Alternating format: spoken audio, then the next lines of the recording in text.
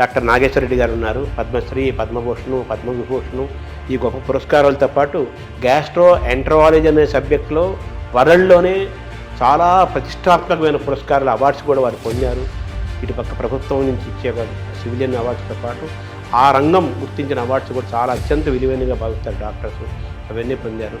వారిని అడిగి గ్యాస్ట్రో ఎంటరాలజీకి రిలేటెడ్గా చూసుకుంటూ మన కడుపు, జీర్ణాశయం, ఆరోగ్యం, ఆహారం, ఆనందం, సుఖం, లాంగివిటీ ఆఫ్ లైఫ్ స్ట్రాంగ్గా ఉండాలంటే ఏం చేయాలి, ఏం చేయకూడదు, ఇవన్నీ కూడా డాక్టర్ గారి ద్వారా మనం తెలుసుకునే ప్రయత్నం చేద్దాం. ₹1,00,00,000 జీతాన్ని కూడా ఇవ్వడానికి 10 ఏళ్ల క్రితం మీకు అవకాశం వచ్చినా కానీ అవన్నీ వదులుకొని, ఎందుకంటే మనం ఎందుకు గట్ హెల్త్ విషయంలో వెనకబడ్డాము. చాలా వరకు ఈ బ్యాక్టీరియా కంట్రోల్లో జరుగుతుంది. ఐశ్వర్య రాయ్ అని యాక్ట్రెస్ ఉంది, ఆమె she example of perfect health. అంత డిఫరెన్స్ ఉందా బ్యాక్టీరియా? థర్డ్ థింగ్ అంటే as far as possible normal delivery encourage చేయాలి, సిజేరియన్ డెలివరీ చేయాలి. ఫుడ్ ఈజ్ మెడిసిన్ కూడా అంటున్నారు. దానికి మేము చాలా రీసెర్చ్ చేశాను, మెడిటరేనియన్ ఫుడ్ అని. అన్నం తింటే తొందరగా అరుగుతుంది, ఈజీ డైజెస్టివ్ అనే మనకి ఈజీ డైజెషన్ మనకు మంచిది కాదు. మన భారతదేశాన్ని బ్లూ జోన్గా మార్చలేమా? బ్లూ జోన్ అంటే ఒకరిద్దరు పాటించింది కాదు. అంటే బ్లూ జోన్గా మారడం అంటే ఏం చేయాలి సార్? అందరూ అక్కడ 100 years బతుకుతారు. ఫుడ్ అండ్ యాక్టివిటీసే మెయిన్. ఎక్సర్సైజ్లో 2 types ఉన్నాయి. కొంతమందికి మార్నింగ్ ఎక్సర్సైజ్ చేస్తే మంచిది, కొంతమందికి రాత్రి చేస్తే మంచిది. అంటే స్లీప్ చేతిలో మనం ఉన్నామా, స్లీప్ మన చేతిలో తెచ్చుకోవచ్చు? స్లీప్ మన చేతి తెచ్చుకోవచ్చు. ఆ sun rise sunset timing maintain చేసి బాడీ మంది కదా, ఓన్ యువర్ ఓన్ బాడీ అంటాం మనం. ఒక్కొక్క దానికి ఒక్కొక్క ఏజ్ ఉంటుంది. Human beings actually 120 years normal. Bank లాగా స్టూల్ బ్యాంకులు వస్తాయని మంచి హెల్తీ పీపుల్ని స్టూల్ తీసుకుంటే. ఈ ఐబిఎస్ గురించి కూడా చాలా చర్చ జరుగుతుంది. IBS 30% of normal population IBS ఉంది. ఐబిఎస్ అంటే ఏమి? డైరియా రావచ్చు, కాన్స్టిపేషన్ రావచ్చు, పెయిన్ రావచ్చు, ఈ కాంబినేషన్లో రావచ్చు. ప్లాస్టిక్ దాని రోల్ కూడా ఉంది కదా సార్ అందులో. ఆ ఫ్యాటీ లివర్ పెరుగుతుంది కదా ఇప్పుడు. ఫ్యాటీ లివర్ ఉన్న వాళ్ళు ఫ్యాటీ లివర్తో చనిపోరు అంత తొందరగానే వచ్చేస్తే. I'm aiming in 5 years time. మన జీన్స్ వల్లనే మనకి ఈ ఫ్యాటీ లివర్ పెరుగుతుంది, పొట్టలు వస్తుంది, పొట్ట పెరుగుతుంది అంటున్నారు కదా. ఈ ఎపిజెనెటిక్స్ టెక్నిక్స్లో ఈ జీన్స్ని బ్లాక్ చేశారు. ఈ ఒబెసిటీని తగ్గించడానికి, డయాబెటీస్ని కంట్రోల్ చేయడానికి ఇంజెక్షన్స్ వచ్చాయి అంటున్నారు. మెడికల్ షాప్స్లో అమ్ముతున్నారు, తీసుకొని తప్పు చేయకూడదు. అది ఎందుకు అంటే మేజర్ గోల్ ఏంటి సార్ అంటే హెల్త్ ఫర్ పీపుల్. భారతదేశానికి నోబెల్ రాదా? మనం పని చేస్తూ ఉంటే ఏజీని ఎలా చూడాలనుకుంటున్నారు భవిష్యత్తులో? మీరు డాక్టర్స్కి, పబ్లిక్కి, ప్రభుత్వాలకి ఇచ్చే ఒక సింగిల్ మెసేజ్ ఏంటి సార్?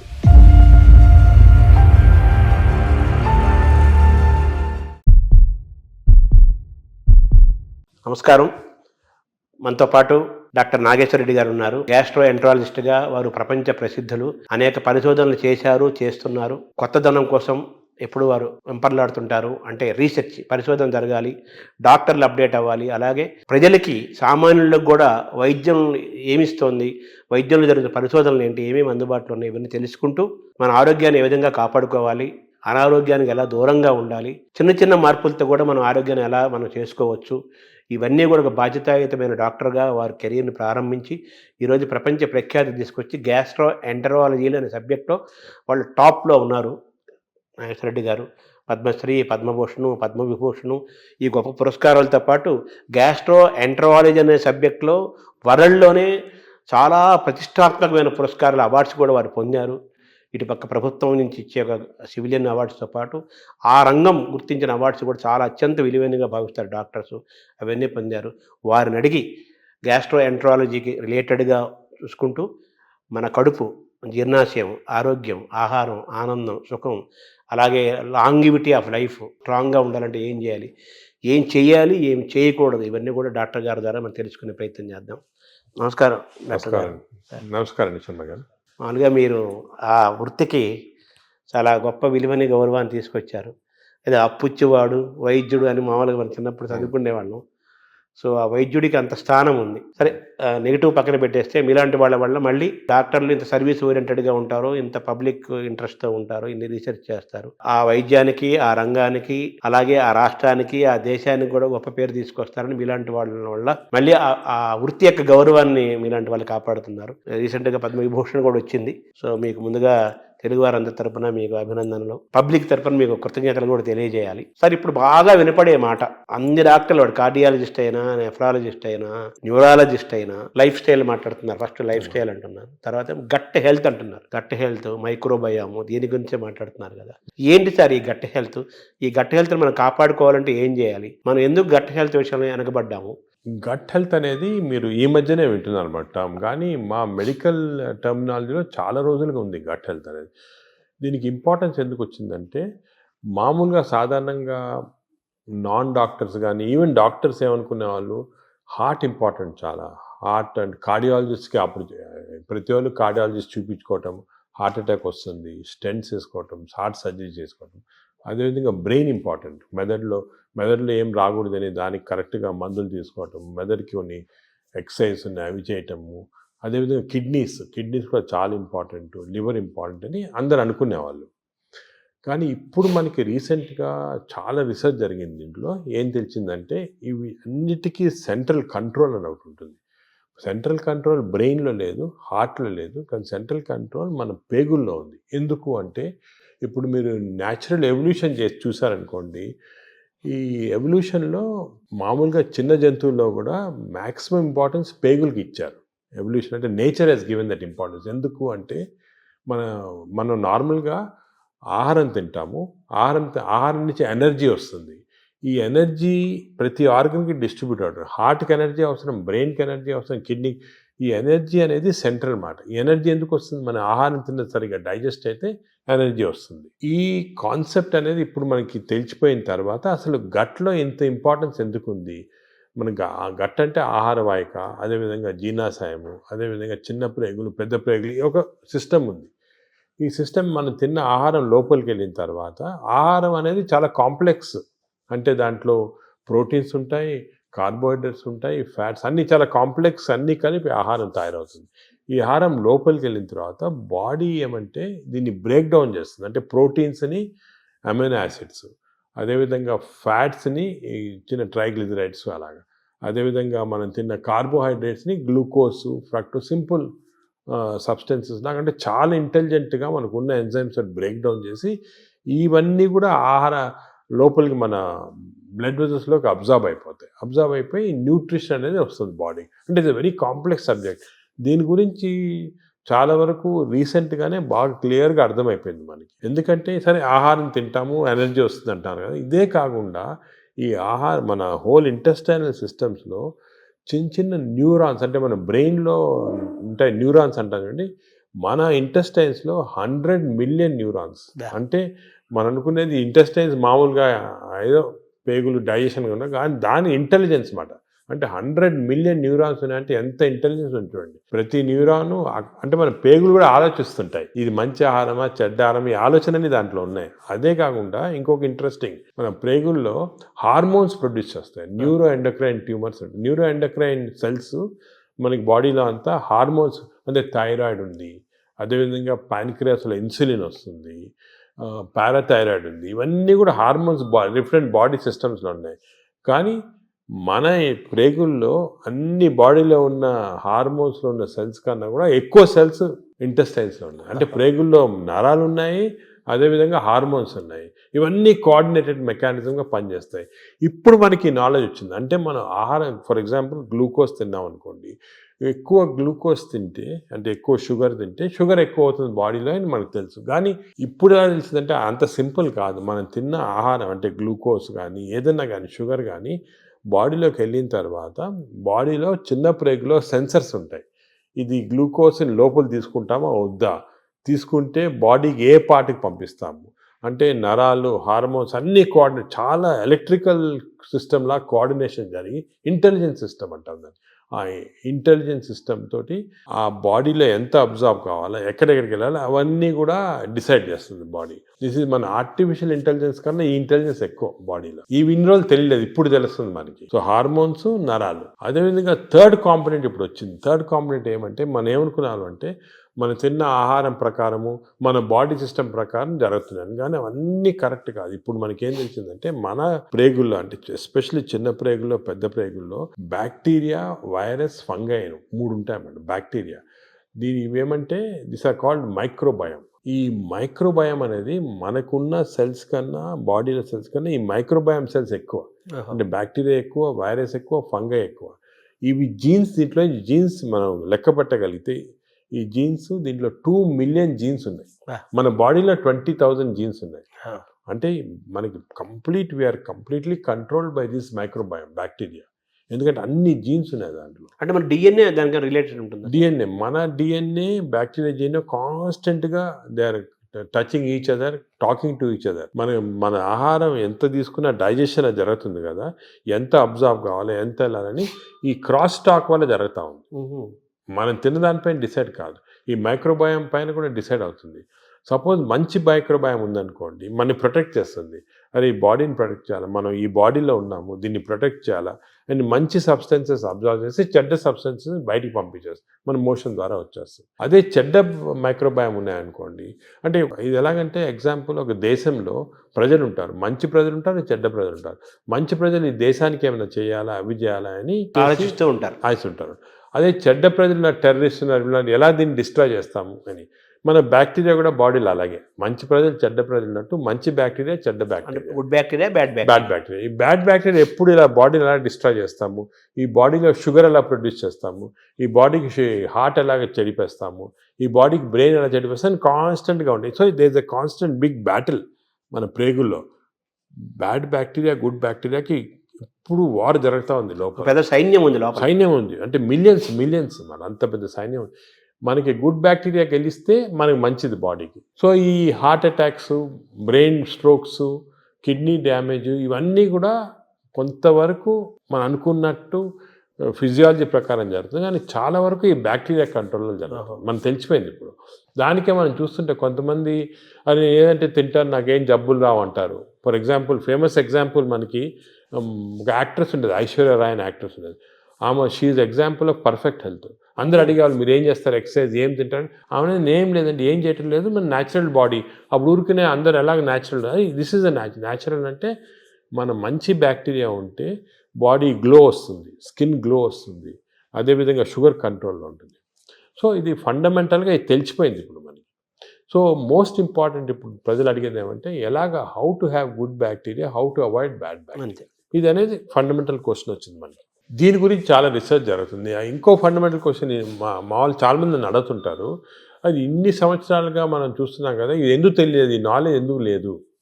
ఈ బ్యాక్టీరియా గురించి ఇప్పుడే 2-3 సంవత్సరాలుగా మాట్లాడుతున్నారు అందరూ, మీరు కూడా 2-3 సంవత్సరాలుగా ఎందుకు తెలియలేదంటే ఈ బ్యాక్టీరియా అనేది లోపల ఉంటాయి కదా, దీన్ని తీసి కల్చర్ చేసి స్టడీ చేసే టెక్నిక్స్ మన దగ్గర లేవు ఇన్ని రోజులు. గత 3-4 సంవత్సరాలుగా మెటాజీనోమిక్స్ అని కొత్త టెక్నాలజీ వచ్చింది. అంటే ఈ బ్యాక్టీరియా తీసి మనం జీనోమిక్ స్టడీస్ చేసి ఏ బ్యాక్టీరియా ఎన్ని ఉన్నాయి అవన్నీ కూడా జస్ట్ 2-3 ఇయర్స్గానే నాలెడ్జ్ వచ్చింది.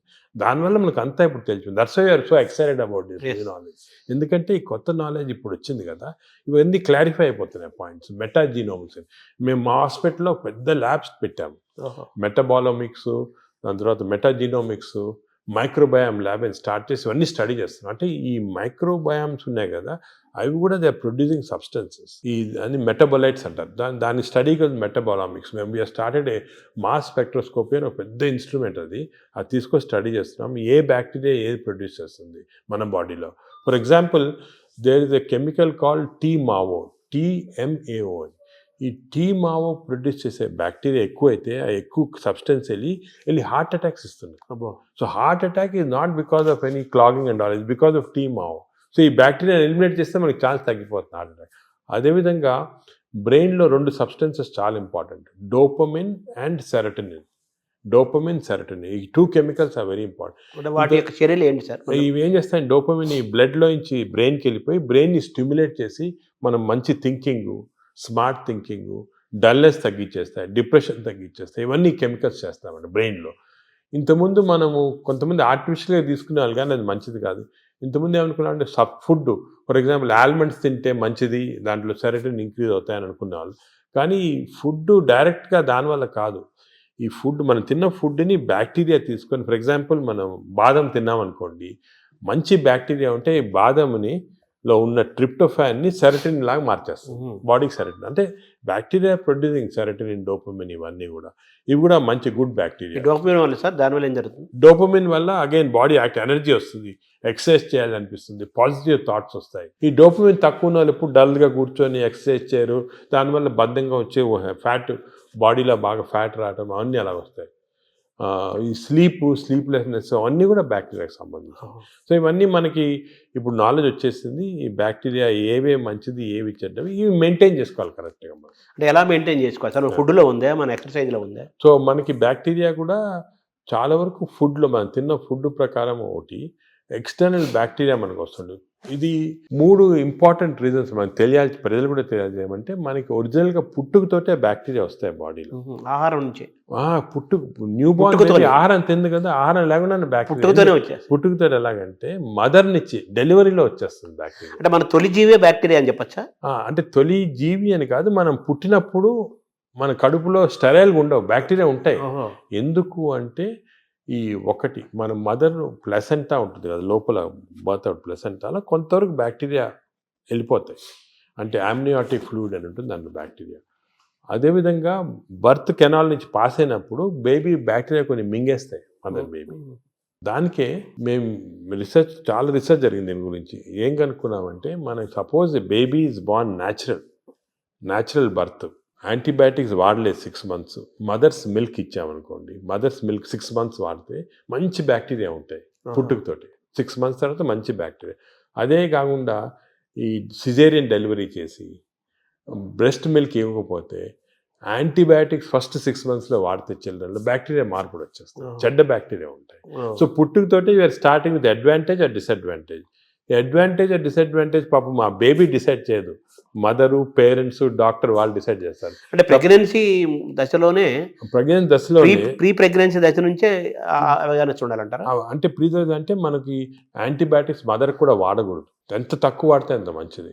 బేబీకి 6 months దాకా అసలు యాంటీబయాటిక్ వాడకపోతే మంచిది. ఇంకోటి ఫీడింగ్ కూడా మనం ఎంకరేజ్ చేయాలి. ఊర్లలో చేసేవాళ్ళు ఇంతకుముందు, ఇప్పుడు ఏదో సిటీస్లో అంతా ఫ్యాషన్ అయిపోయింది ఈ డబ్బా పాలియటం అని, అవన్నీ పోవాలి. 6 months దాకా కంపల్సరీ బేబీకి మదర్ మిల్క్ ఇవ్వాలి. మదర్ మిల్క్లో కొన్ని సబ్స్టెన్సెస్ ఉన్నాయి, స్పెషల్ సబ్స్టెన్స్, అంటే నేచర్ ఇచ్చింది.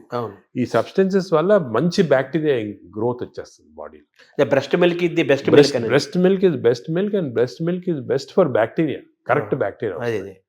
అది ఇప్పుడు తెలిసిపోయింది క్లియర్గా. సో 6 months ఉండాలి. అదేవిధంగా చిల్డ్రన్కి ఎంత మరీ అవసరమైతే తప్ప యాంటీబయాటిక్స్ ఇవ్వకూడదు. యాంటీబయాటిక్స్ మనం ఇచ్చేసామనుకోండి బ్యాక్టీరియా చేంజ్ అయ్యాం. ఇప్పుడు యాంటీబయాటిక్స్ అంతకుముందు డాక్టర్ ప్రిస్క్రిప్షన్ అవి ఉండేవి, ఇప్పుడు అవి లేవు, అందరూ మెడికల్ షాప్కి వెళ్ళి తీసుకోవడం అది కరెక్ట్ కాదు. దానికి యాంటీబయాటిక్స్ ఇవ్వకూడదు. థర్డ్ థింగ్ ఏమంటే, as far as possible normal delivery encourage చేయాలి, సిజేరియన్ డెలివరీ చేయకూడదు. అవునా సార్? అంటే అంత డిఫరెన్స్ ఉందా? బ్యాక్టీరియా డిఫరెన్స్ ఉందా? సిజేరియన్ ఇప్పుడు అసలు హాంకాంగ్లో ఒక మంచి ఇచ్చేసారు. ఇప్పుడు ఏం చేస్తారంటే, అక్కడ సిజేరియన్ డెలివరీస్ ఎక్కువ అవుతున్నాయని మదర్కి ఆ సిజేరియన్ డెలివరీ టైంలో స్టూల్ ఉంటుంది, అది తీసి పక్కకు ఫ్రిడ్జ్లో పెట్టి, బేబీ డెలివరీ సిజేరియన్ అయినా కూడా బేబీ డెలివరీ అయిన తర్వాత ఆ స్టూల్ ఫీడ్ చేస్తున్నారు బేబీకి. అవును.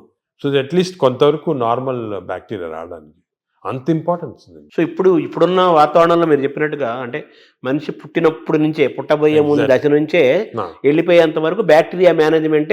అప్పుడే ఎందుకు చెప్తున్నా ఇంపార్టెంట్, అందరూ ఏమంటారు తర్వాత చూసుకుంటాం మనం, పెద్ద అది కాదు, పుట్టినప్పటి నుంచి స్టార్ట్ అవుతుంది బ్యాక్టీరియా మేనేజ్. పుట్టినప్పుడే ఈ 3 precautions follow: normal delivery, breast feeding, అదేవిధంగా నో యాంటీబయాటిక్స్ చిల్డ్రన్లో 6 months దాకా. చాలా స్ట్రిక్ట్గా ఫాలో అయ్యామనుకోండి, వీ స్టార్ట్ విత్ అడ్వాంటేజ్. ఇప్పుడు మనం ఆల్రెడీ దాటేసాం, ఇప్పుడు న్యూ బేబీస్ ఓకే. ఇప్పుడు దాటిన తర్వాత కొన్ని మార్పులు, అప్పుడు నెక్స్ట్ ఏమంటే, నెక్స్ట్ ఎలాగా డెవలప్ చేయాలని, ఫస్ట్ ఫుడ్ చిల్డ్రన్ నుంచి స్టార్ట్ అవుతుంది. చిల్డ్రన్ నుంచి కొన్ని టైప్ ఆఫ్, ఇప్పుడు ఫైబర్ ఎక్కువ ఉన్న ఫుడ్, దాని తర్వాత ఎక్కువ న్యాచురల్ ఫుడ్స్, అంటే మన ఆర్గానిక్ ఫుడ్, అటువంటి న్యాచురల్ ఫుడ్స్, ఎక్కువ వెజిటబుల్స్, ఇటువంటివన్నీ మంచివి. కానీ అన్ఫార్చునేట్లీ ఒక రాంగ్ థింగ్ ఏమవుతుందంటే, ఫాస్ట్ ఫుడ్. చిల్డ్రన్ స్కూల్కి వెళ్ళగానే పక్కనే ఫాస్ట్ ఫుడ్ షాప్ ఉంటుంది, ఫాస్ట్ ఫుడ్స్, ఈ బర్గర్స్, చిప్స్, ఇటువంటివన్నీ, నూడిల్స్, ఇవన్నీ కూడా బ్యాడ్ బ్యాక్టీరియా కారణం. అసలు మనం నెక్స్ట్ స్టెప్ చిల్డ్రన్లో ఏం చేయాలంటే, హెల్తీ ఫుడ్ హ్యాబిట్స్ చాలా స్ట్రాంగ్గా పెట్టాలి. ఇంకోటి వర్స్ట్ ఏమంటే, ఈ సోడా డ్రింక్స్, ఫ్రక్టోస్ అని ఉంటుంది దాంట్లో, ఈ కార్న్ సిరప్ ఉంటుంది, ఈ సోడాస్లో చాలా రాంగ్ బ్యాక్టీరియా వచ్చేస్తాయి. Cool drinks sir? Cool drinks అస్సలు తీసుకోకూడదు. Cool drinks even fruit juice కూడా ఐ డోంట్ అడ్వైస్. ఫ్రూట్స్ మంచిది, ఎందుకంటే ఫైబర్ ఉంటుంది. ఫ్రూట్ జ్యూస్లో ఏముంటుంది, ఒట్టి ఫ్రక్టోస్ ఉంటుంది. ఫ్రక్టోస్ అనే సబ్స్టెన్స్ గ్లూకోజ్ కన్నా కూడా డేంజరస్. అసలు దానికే కూల్ డ్రింక్స్, ఫ్రూట్ జ్యూసెస్ తాగకూడదు. అందరు మిస్టేక్ అంటే కూల్ డ్రింక్స్ తాగడం లేదు, ఫ్రూట్ జ్యూస్ తాగుతున్నాడు. ఫ్రూట్ జ్యూస్ తాగకపోతే ఫ్రూట్ తినొచ్చు కదా. అవును, ఫ్రూట్లో ఫైబర్ ఉంటుంది, న్యాచురల్ అది. మీకు ఫ్రూట్ జ్యూస్లో ఫ్రక్టోస్ వచ్చి బాడీకి మంచిది కాదు ఫ్రక్టోస్. సో అది we should avoid completely. So children next step, baby నుంచి చిల్డ్రన్లో ఏమంటే we should advise them healthy foods. ఈ మిడ్ డే మీల్స్ కూడా స్కూల్లో పెడతారు, అవి కూడా ఒకటేమంటే ఈ ఫాస్ట్ ఫుడ్స్ అవాయిడ్ చేయాలి. Second, hygiene important. ఇప్పుడు ఏమంటే ఈ మిడ్ డే మీల్స్ కుకింగ్లో మనం చూస్తుంటాం, చాలా బ్యాడ్ హైజీన్ వల్ల బ్యాడ్ బ్యాక్టీరియా వస్తుంది. అది కూడా కొంచెం కంట్రోల్ చేయాలి. ఫైబర్ అది కంట్రోల్ చేయాలి, చాలా important. So these are all very important children లెవెల్లో. ఇంకోటి, చిల్డ్రన్లో ఫిజికల్ యాక్టివిటీ బాగుంటే మంచి బ్యాక్టీరియా వస్తున్నాయని అది కూడా తెలిసిపోయింది. యాక్టివిటీ సెల్ ఫోన్కి అటాచ్ అయిపోతున్నారు అంతే, అది తప్పది. సో చిల్డ్రన్లో ఫిజికల్ యాక్టివిటీ వల్ల కూడా బ్యాక్టీరియా చేంజ్ అవుతున్నాయి. So we have to encourage sports, physical activity.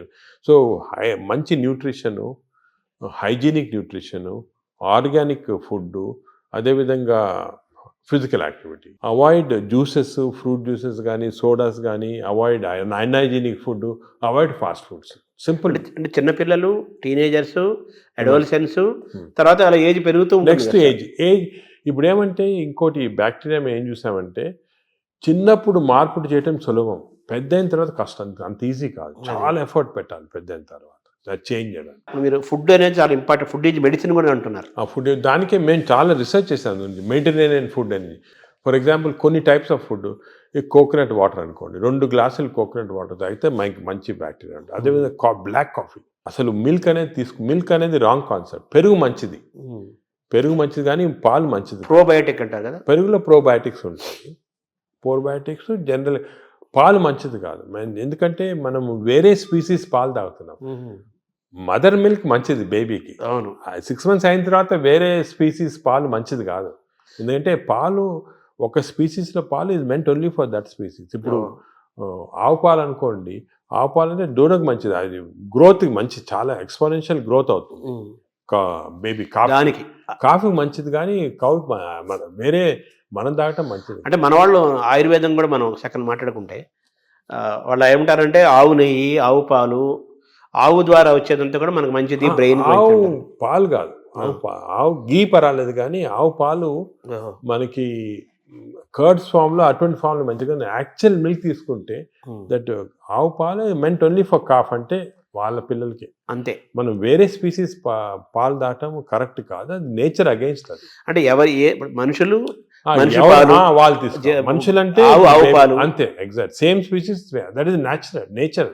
మన నేచర్ కి వ్యతిరేకంగా వెళ్తుంది. ఆవు నెయ్యి మంచిది అంటారు కదా, బ్రెయిన్ మంచిదని కాదు, అంటే కొంతవరకు ఇంతకుముందు నెయ్యి తీసుకోవడం మంచిది కాదు అంటే, ఇప్పుడు కొంతవరకు లిమిటెడ్ క్వాంటిటీస్ లో పర్వాలేదు నేను వచ్చింది, అంతేగాని మంచిదని కాదు, ఎక్కువ తీసుకోవడం మంచిది అలా కాదు. ఇందులో ఈ జర్నీలో అవాయిడ్ వైట్స్ అనేది ఒక పెద్ద ప్రచారం జరుగుతుంది కదా సార్, అది అవాయిడ్ ఏదంటారు? అవాయిడ్ వైట్స్ అంటే అన్నము, వైట్ అనే జనరల్ టర్మినాలజీ, కానీ జనరల్ గా దోస్ అంటే ఇప్పుడు మనం ఫుడ్ లో కార్బోహైడ్రేట్స్, ప్రోటీన్, ఫ్యాట్ లో saturated fat, unsaturated fat example ఏమంటే ఆలివ్ ఆయిల్. వెస్టర్న్ కంట్రీస్ లో ఆలివ్ ఆయిల్ ఎక్కువ తింటాం, మనం ఆలివ్ ఆయిల్ తో కుక్ చేయలేము. ఆలివ్ ఆయిల్ కుక్ చేస్తే అది చెడిపోతుంది. దానికి రైస్ బ్రాన్ ఆయిల్ అని ఉంది. Rice bran oil is equal to olive oil, దీనికి అన్సాచురేటెడ్ ఫ్యాటీ యాసిడ్ ఎక్కువ. Saturated fatty acids or hydrogenated fats ఏమంటే వనస్పతి, కొంతవరకు గీ, అవి మంచిది కాదు. కొంతవరకు మన కౌ గీ అంటే ఆవుది వచ్చిన గీ కొంతవరకు పర్వాలేదు, ఎక్కువ మంచిది కాదు. అన్నం కూడా తినొద్దు అంటున్నారు కదా వైట్స్ లో, అది ఫ్యాట్స్ పార్ట్. సో ఎక్కువ అన్సాచురేటెడ్ ఫ్యాటీ యాసిడ్స్ అవి మంచిది. హైడ్రోజనేటెడ్ ఫ్యాటీ యాసిడ్స్ వనస్పతి లాంటిది అవి మంచిది కాదు. నా సెకండ్ ఏమంటే కమింగ్ టు కార్బోహైడ్రేట్స్లో సింపుల్ కార్బోహైడ్రేట్స్, కాంప్లెక్స్ కార్బోహైడ్రేట్స్ ఉంటాయి. సింపుల్ కార్బోహైడ్రేట్స్ అంటే ఏమి, రైసు ఇటువంటివి. ఏమంటే సింపుల్, దీంట్లో ఎక్కువ ఫైబర్ ఉండదు, మనం తింటే గ్లూకోజ్ ఇమ్మీడియట్గా బాడీలో అబ్జర్వ్ అయిపోయి మంచిది కాదు. లోపల బ్యాక్టీరియా కూడా అవి కూడా లేజీ అయిపోతాయి, ఎక్కువ పని లేదు దానికి. రైస్ ఇచ్చామనుకోండి, గ్లూకోజ్ తీసి బాడీకి పంపించేసి డ్రౌజినెస్. వేరే same complex carbohydrates millets out example. Millets అనుకోండి, దాంట్లో చాలా ఫైబర్ ఉంటుంది, గ్లూకోజ్ ఆ ఫైబర్ మధ్యలో ఉంటుంది, దాన్ని ఎక్స్ట్రాక్ట్ చేయాలంటే అంత ఈజీ కాదు, బ్యాక్టీరియా కూడా కొంచెం పనిచేయాలి దానికి. అంటే ఒకప్పుడు మనం రాగులు, సజ్జలు, మంచి జొన్నలు, ఆరికలు, కొర్రలు, రాగులు కానీ మంచిది, ఈ సొరగము అవన్నీ కూడా అంటే మిల్లెట్స్ ఆర్ వెరీ గుడ్. ఇవి మనం రియలైజింగ్ నా ఎక్కువ మిల్లెట్స్ తింటే మంచిది అది. సో దీస్ కార్బోహైడ్రేట్స్లో మిల్లెట్స్ ఎక్కువ కాన్సన్ట్రేట్ చేసేసి polished, especially polished rice avoid చేయాలి. అంటే మామూలుగా అన్నము కంపారిటివ్ గా అన్నం తింటే తొందరగా అరుగుతుంది, ఈజీ డైజెస్టివ్ అనే మనకి ఈజీ డైజెషన్ మనకు మంచిది కాదు. మనకి ఈజీ డైజెషన్ అంటే పేషెంట్స్కి బాగా వీక్ ఉన్న వాళ్ళకి అవసరం, కానీ మనకి నార్మల్ కాంప్లెక్స్ డైజెషన్ మంచిది. ఎందుకంటే కాంప్లెక్స్ డైజెషన్లో ఫైబర్, దీన్ని గ్లైసిమిక్ ఇండెక్స్ అంటారు, ఒక టర్మినాలజీ పబ్లిక్ కూడా తెలియాలి. గ్లైసిమిక్ ఇండెక్స్ అంటే ఏమంటే మన ఆహారం తిన్నామంటే మన బ్లడ్ షుగర్ లెవెల్ ఎంత ఇంక్రీజ్ అవుతుంది.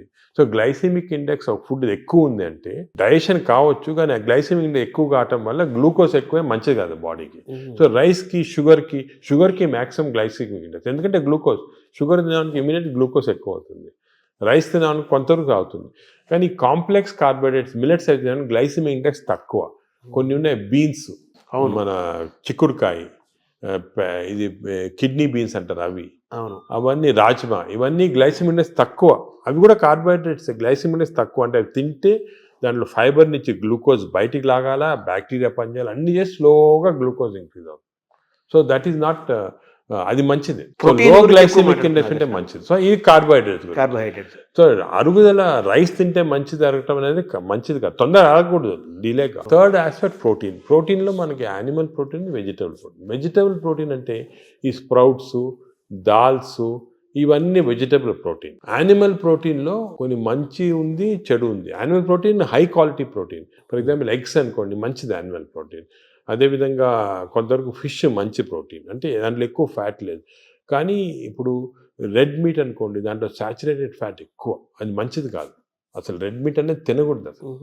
ఈ రెడ్ మీట్ వల్ల మనకి బాడీ హార్మ్ కాకుండా ఈ బాడీలో క్యాన్సర్స్ రావటము, కోలన్ క్యాన్సర్స్ వెస్టర్న్ కంట్రీలో చాలా ఎక్కువ పాలిప్స్ అది రెడ్ మీట్ వల్ల.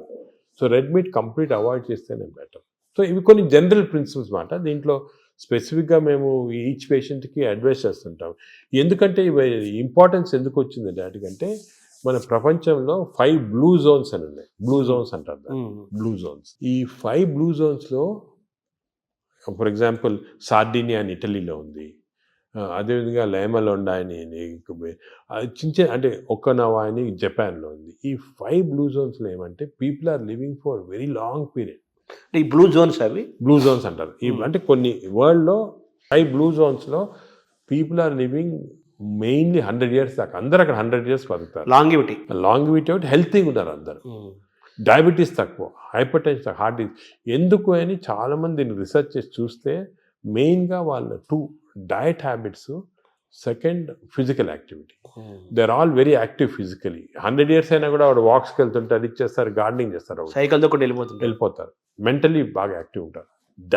డయట్ వాళ్ళది మెడిటరేనియన్ డయట్ అని ఎక్కువ తింటారు. ఇది మెడిటరేనియన్ అంటే olive oil, nuts, vegetables, fresh fruits, fish. Food and యాక్టివిటీసే మెయిన్. ఫుడ్ ఇటువంటి ఫుడ్ అంటే మన బాడీకి ఎక్కువ స్ట్రెయిన్ లేకుండా మంచి ఫుడ్. ఇవి మేము యాక్చువల్లీ మా దాంట్లో రీసెర్చ్ చేసి ఇటువంటి ఫుడ్ ఆలివ్ ఆయిల్ మనం తినలేము. Then we are converted it Indo Mediterranean diet. మా వెబ్సైట్లో దొరుకుతుంది, మీకు 400 రెసిపీస్ ఉన్నాయి. అంటే మెడిటరేనియన్ దోశ ఎలా చేయాలా, మెడిటరేనియన్ ఇడ్లీ ఎలా ఉంటుంది, వేరేగా ఉంటుంది మన దాంట్లో. మన ఇడ్లీ అనుకోండి రిఫైన్డ్ కార్బోహైడ్రేట్, అది తింటే గ్లూకోజ్ తక్కువ ఇంక్రీజ్ మంచిదిగా. మెడిటరేనియన్ ఇడ్లీ తింటే అలా కాదు, స్లోగా డైజెస్ట్ అయ్యి బాడీకి మంచిది. సో ఏమంటే అంటే మామూలుగా అందరికి ఉండే నోషన్ ఏంటంటే తొందరగా అరిగేది మంచి ఫుడ్ అని, తర్వాత మన బాడీ చాలా బాగా పనిచేస్తుంది అని ఫీలింగ్ లో ఉంటారు. తప్పు అదే ఐ వాంట్ యూనోటి. అసలు అరుగుదల స్లోగా అరిగేది మంచిది. Body has to work for digestion. బాడీలో స్లోగా గ్లూకోజ్ రావాలా. పేషెంట్స్కే మనకి వి వాంట్ క్విక్ డైజెషన్ ఉంటుంది, మన నార్మల్ పీపుల్కి అది మంచిది కాదు. సార్ ఈ ప్రోటీన్ గురించి మీరు చెప్పారు కదా, ఫిష్, ఎగ్స్ ఇవి చెప్పారు. ఇదంతా వెజిటేరియన్ వాళ్ళకి ఎక్కడ నుంచి? వెజిటేరియన్ వాళ్ళకి ప్రోటీన్స్ చాలా, అసలు వెజిటేరియన్ ప్రోటీన్ మంచి ప్రోటీను, దాల్, స్ప్రౌట్స్, ఆల్ లెంటిల్స్లో ప్రోటీన్స్ ఉంటాయి. ఈ బీన్స్, ఇటువంటి దాంట్లో కూడా పెసర మంచిది. ఇప్పుడు దోశ బదులు పెసరట్టు తినండి, మంచిది. మన పెసరట్టు మంచిది చాలా. మీరు ఒక 2 రోజులు దోశలు ఇడ్లీలు ఆపేసి పెసరట్టు తినండి, మంచిది చాలా. పెసరట్టు మన ట్రెడిషనల్గా చూడండి, పెసరట్టు, కోకోనట్ చట్నీ, సాంబారు, అల్లం పచ్చి, ఇవన్నీ మంచి అసలు హెల్తీ. అలా తిన్నాం అనుకోండి మనకి మంచి హెల్త్కి మంచిది. సో ఈ western breakfast toast butter egg అన్న బదులు ఇవి మంచి మాట. అంటే మామూలుగా ఈ ప్రపంచం పెద్దది, ఒక్కొక్క ప్రాంతంలో ఒక రకమైన శీతోష్ణ స్థితిలో, అంటే చలి శీతోష్ణ పరిస్థితుల్లో ఒక్కో ప్రాంతానికి ఒక్కో రకంగా ఉంటాయి, జీన్స్ ఒక్కో రకంగా ఉంటాయి. దీన్ని స్టడీ చేసి కొన్ని వందల వేల సంవత్సరాల క్రితమే ఆయా ప్రాంతాలకి ఈ ఆహారం మన వాళ్ళు డిసైడ్ చేశారు. 100 ఏళ్ల నుంచి మనం అవే ఫాలో అవుతున్నాము కదా. ఇప్పుడు ఇది మారుతుంది, మారడం లేదు. నేను అనేది ఏమంటే మనం ఏ ప్రాంతంలో ఉన్నామంటే ఆ ప్రాంతము భోజనం ఫుడ్స్ అడాప్ట్ చేయడం మంచిది. అవును, మీరు చెప్పాను కదా, ఫర్ ఎగ్జాంపుల్ పెసరట్టు మన దాంట్లో, అలాగా చాలా చిక్కుడుకాయతో చేస్తారు, లాల్తో చేస్తారు, సాంబారు, ఇటువంటివన్నీ హెల్తీ ఫుడ్స్. ఇవి మనము అదే కంటిన్యూ చేయాలి. బట్ ఏమంటే కొత్తగా వెస్టర్నైజ్ ఫుడ్స్, ఇప్పుడు ఇడ్లీ కూడా మనకి వేరే టైప్స్లో చేయొచ్చు. పురాణాలు వేరే మామూలుగా ప్యూర్ ఇడ్లీ వచ్చింది అనుకోండి, కంప్లీట్ డైజెస్టెడ్, అవన్నీ మోడర్న్. ఇది అది ఆవిరికూడు అనేవాళ్ళు, ఆవిరికూడు అనేవాళ్ళము. అలాగే ఇప్పుడు మనము ఆపం తీసుకోండి, ఆపం కూడా బాగా స్టీమ్డ్, అది మంచి ఇది, అది కేరళ వాళ్ళు ఎక్కువ తింటారు, అది తింటారు మన దగ్గర కూడా. సో ఇటువంటివన్నీ ఒరిజినల్ డైట్స్ అని మనం ఫాలో అయ్యి ఈ కొత్త అడిషన్స్ వచ్చాయి చూడండి, అవి మంచిది కాదు.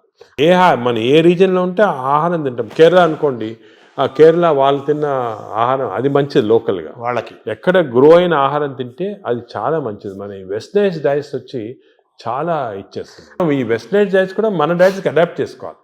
అవి తింటే కూడా మనం ప్యూర్ వెస్టర్నైజ్డ్ మెడిటరేనియన్ డైట్ మనం తినలేము.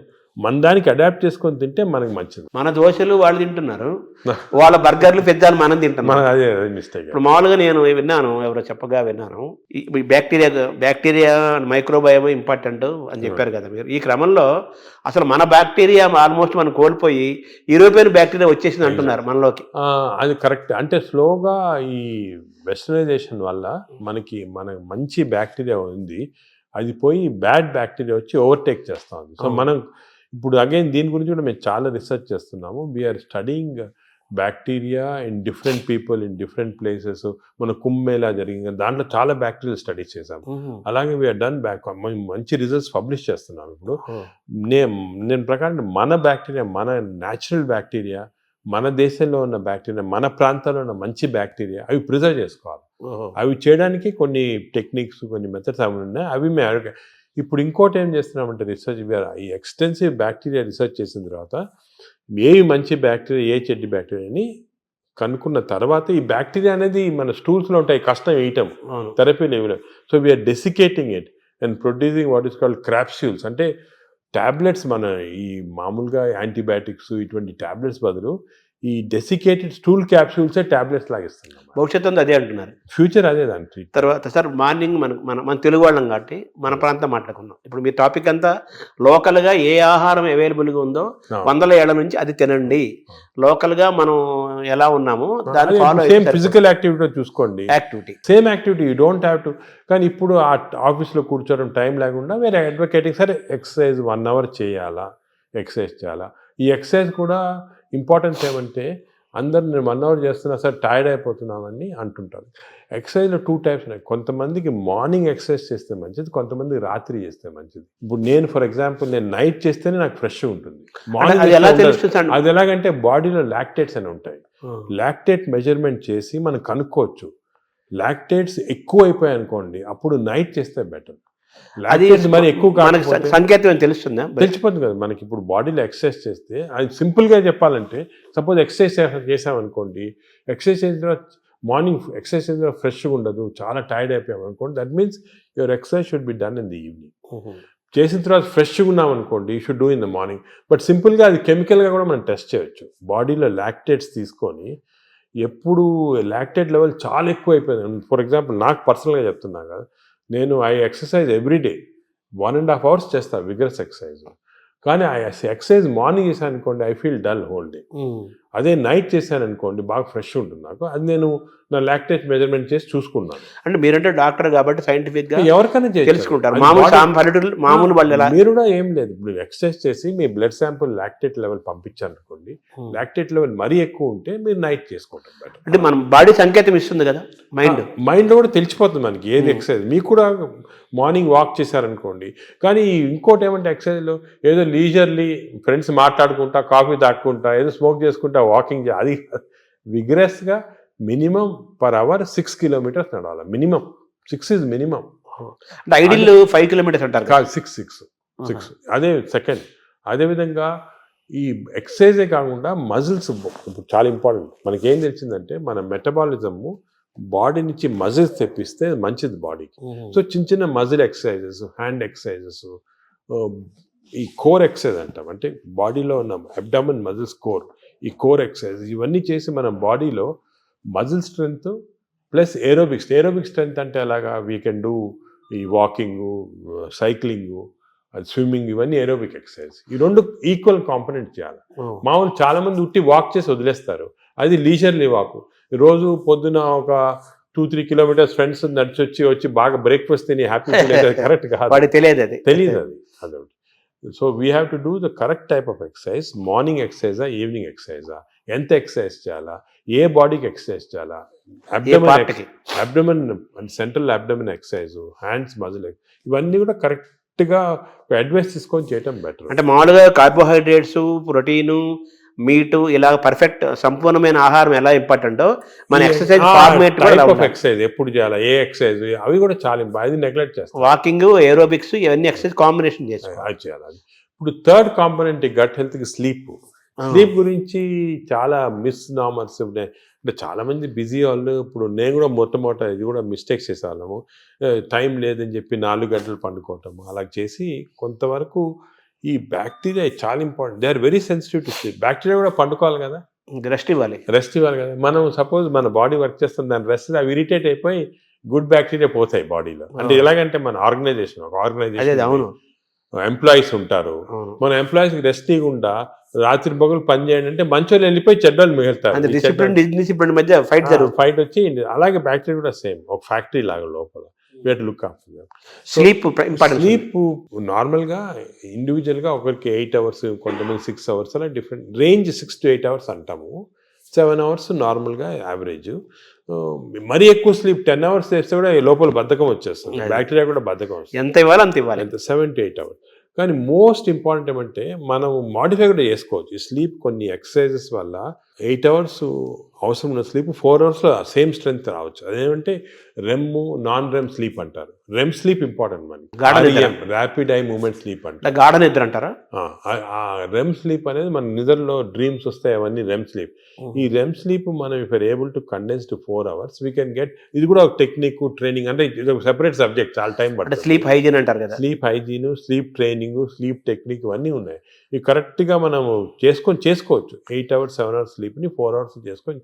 బట్ అది నార్మల్ వాళ్ళు చేయలేరు. మనం దీనికి ఒక టెక్నిక్, ప్రాక్టీస్. ఫర్ ఎగ్జాంపుల్ నేను I mastered it, I can go for 4 hours and get same amount of energy as 8 hours. కానీ మామూలుగా చేయటం చాలా కష్టం unless you practice that sleep hygiene. అంటే స్లీప్ చేతిలో మనం ఉన్నామా, స్లీప్ మన చేతిలో తెచ్చుకోవచ్చు. స్లీప్ మన చేతిలో తెచ్చుకోవచ్చు. చాలా వరకు నార్మల్ పబ్లిక్ స్లీప్ చేతిలో ఉన్నారు. సో అప్పుడు ఏం చేయాలా, suppose you don't have this technique and to do this, ఎందుకంటే ఇవన్నీ కూడా కొంత ప్రాక్టీస్ అవ్వాలి. లేదంటే మోస్ట్ ఇంపార్టెంట్ ప్రిన్సిపల్ ఏమంటే మీరు స్లీపింగ్ బిట్వీన్ 10 to 4, అంటే 6 hours ఉందనుకోండి, 10 to 4 చేయండి, లేకపోతే 10 to 6 చేయండి. అంటే 10 o'clock అర్లీ స్లీప్ అని. ఎందుకంటే నేచర్ కూడా ఎలాగంటే మనం ఎప్పుడు ఈ లైట్లు గీట్లు లేనప్పుడు సన్ రైజ్ లేసేవాళ్ళము, సన్ సెట్టింగ్ పండుకున్నాము పల్లెటూరు. సో సన్సెట్ నార్మల్గా 7 o'clock 8 o'clock అవుతుంది. So early sleep. Sun rise పొద్దున early morning 5 o'clock 6 o'clock. So ఆ sun rise sunset timing maintain చేస్తే కొంతవరకు న్యాచురల్ స్లీప్ చాలా హెల్తీ స్లీప్. అంటే బ్యాక్టీరియా కూడా చాలా సంతోషపడతాయి. అండ్ ఎవల్యూషన్ ఇది మిలియన్స్ ఆఫ్ ఇయర్స్ ఎప్పుడు వచ్చింది కాదు, కొన్ని మిలియన్స్ ఆఫ్ ఇయర్స్ ఎవల్యూషన్లో ఇలా తయారయ్యాం మనం. ఇప్పుడు ఈ గత 200-300 సంవత్సరాలుగా ఈ ఎలక్ట్రిసిటీ ఇవన్నీ రావడం జరిగింది. కానీ ఓల్డెన్ డేస్లో మనం చేసేది ఆ ప్యాటర్న్ ఫాలో అవుతుంది. So early bed, early getting up, Early to bed and early to rise అంటారు కదా. అంటారు కదా, అది సామెత మంచి కరెక్ట్ సామెత. అది మనకి చాలా మంది successful people have done that. ఇప్పుడు మనకి స్లీప్ టెక్నిక్, వర్కింగ్ స్టైల్ మారింది కదా సార్. మనకు మారింది కాబట్టి మనం ఈ కొత్త స్లీప్ ఎక్సర్సైజ్, స్లీప్ టెక్నిక్ చేసి కొంచెం మార్పులు చేస్తున్నాం. ఫర్ ఎగ్జాంపుల్ నాలాటోళ్ళు అర్లీ స్లీప్ పాసిబిలిటీ కాకపోతే I can modify this using these techniques and get the same effect. ఇది జనరల్ పబ్లిక్ చేయలేరు కదా. అంటే మెటాబాలిజం యాక్సెప్ట్ చేస్తుందా? అంటే మనం ట్రైన్ చేసుకోవచ్చు. స్లీప్ కూడా ట్రైనింగ్ ఉంది. అంటే మన ఎక్సర్సైజ్ ట్రైనింగ్, ఈటింగ్ ట్రైనింగ్ లాగా స్లీప్ లో కూడా ట్రైనింగ్ ఉంది. అంటే మన మైండ్ ట్రైనింగ్ ట్రైనింగ్ అది ఉంది, కానీ అది జనరల్ పబ్లిక్ చేయడం కష్టం. కానీ జనరల్ పబ్లిక్ దానికి మేము అడ్వైస్ చేస్తామంటే స్లీప్ అర్లీ, గెటప్ అర్లీ, ఆ టెక్నిక్ మరి. అప్పుడు దానికి అదేవిధంగా ఈటింగ్ కూడా దానికే మేము ఇప్పుడు చాలా దీంట్లో కూడా చాలా అర్లీగా మీ లాస్ట్ డిన్నర్ 7 o'clock తర్వాత తినకూడదు. లాస్ట్ ఫుడ్ బి 7 o'clock, 7 గంటల తర్వాత తినొద్దండి. ఆఫ్టర్ సన్సెట్ తినకూడదు. అంతే సన్సెట్ అంటే 7 మనం టైం పెట్టుకుంటే కొంచెం సన్సెట్ లేట్ కావచ్చు. అది ఇంకోటి ఏమంటే మన ఇండియాలో టైం జోన్స్ చాలా వేరీ ఉంటాయి.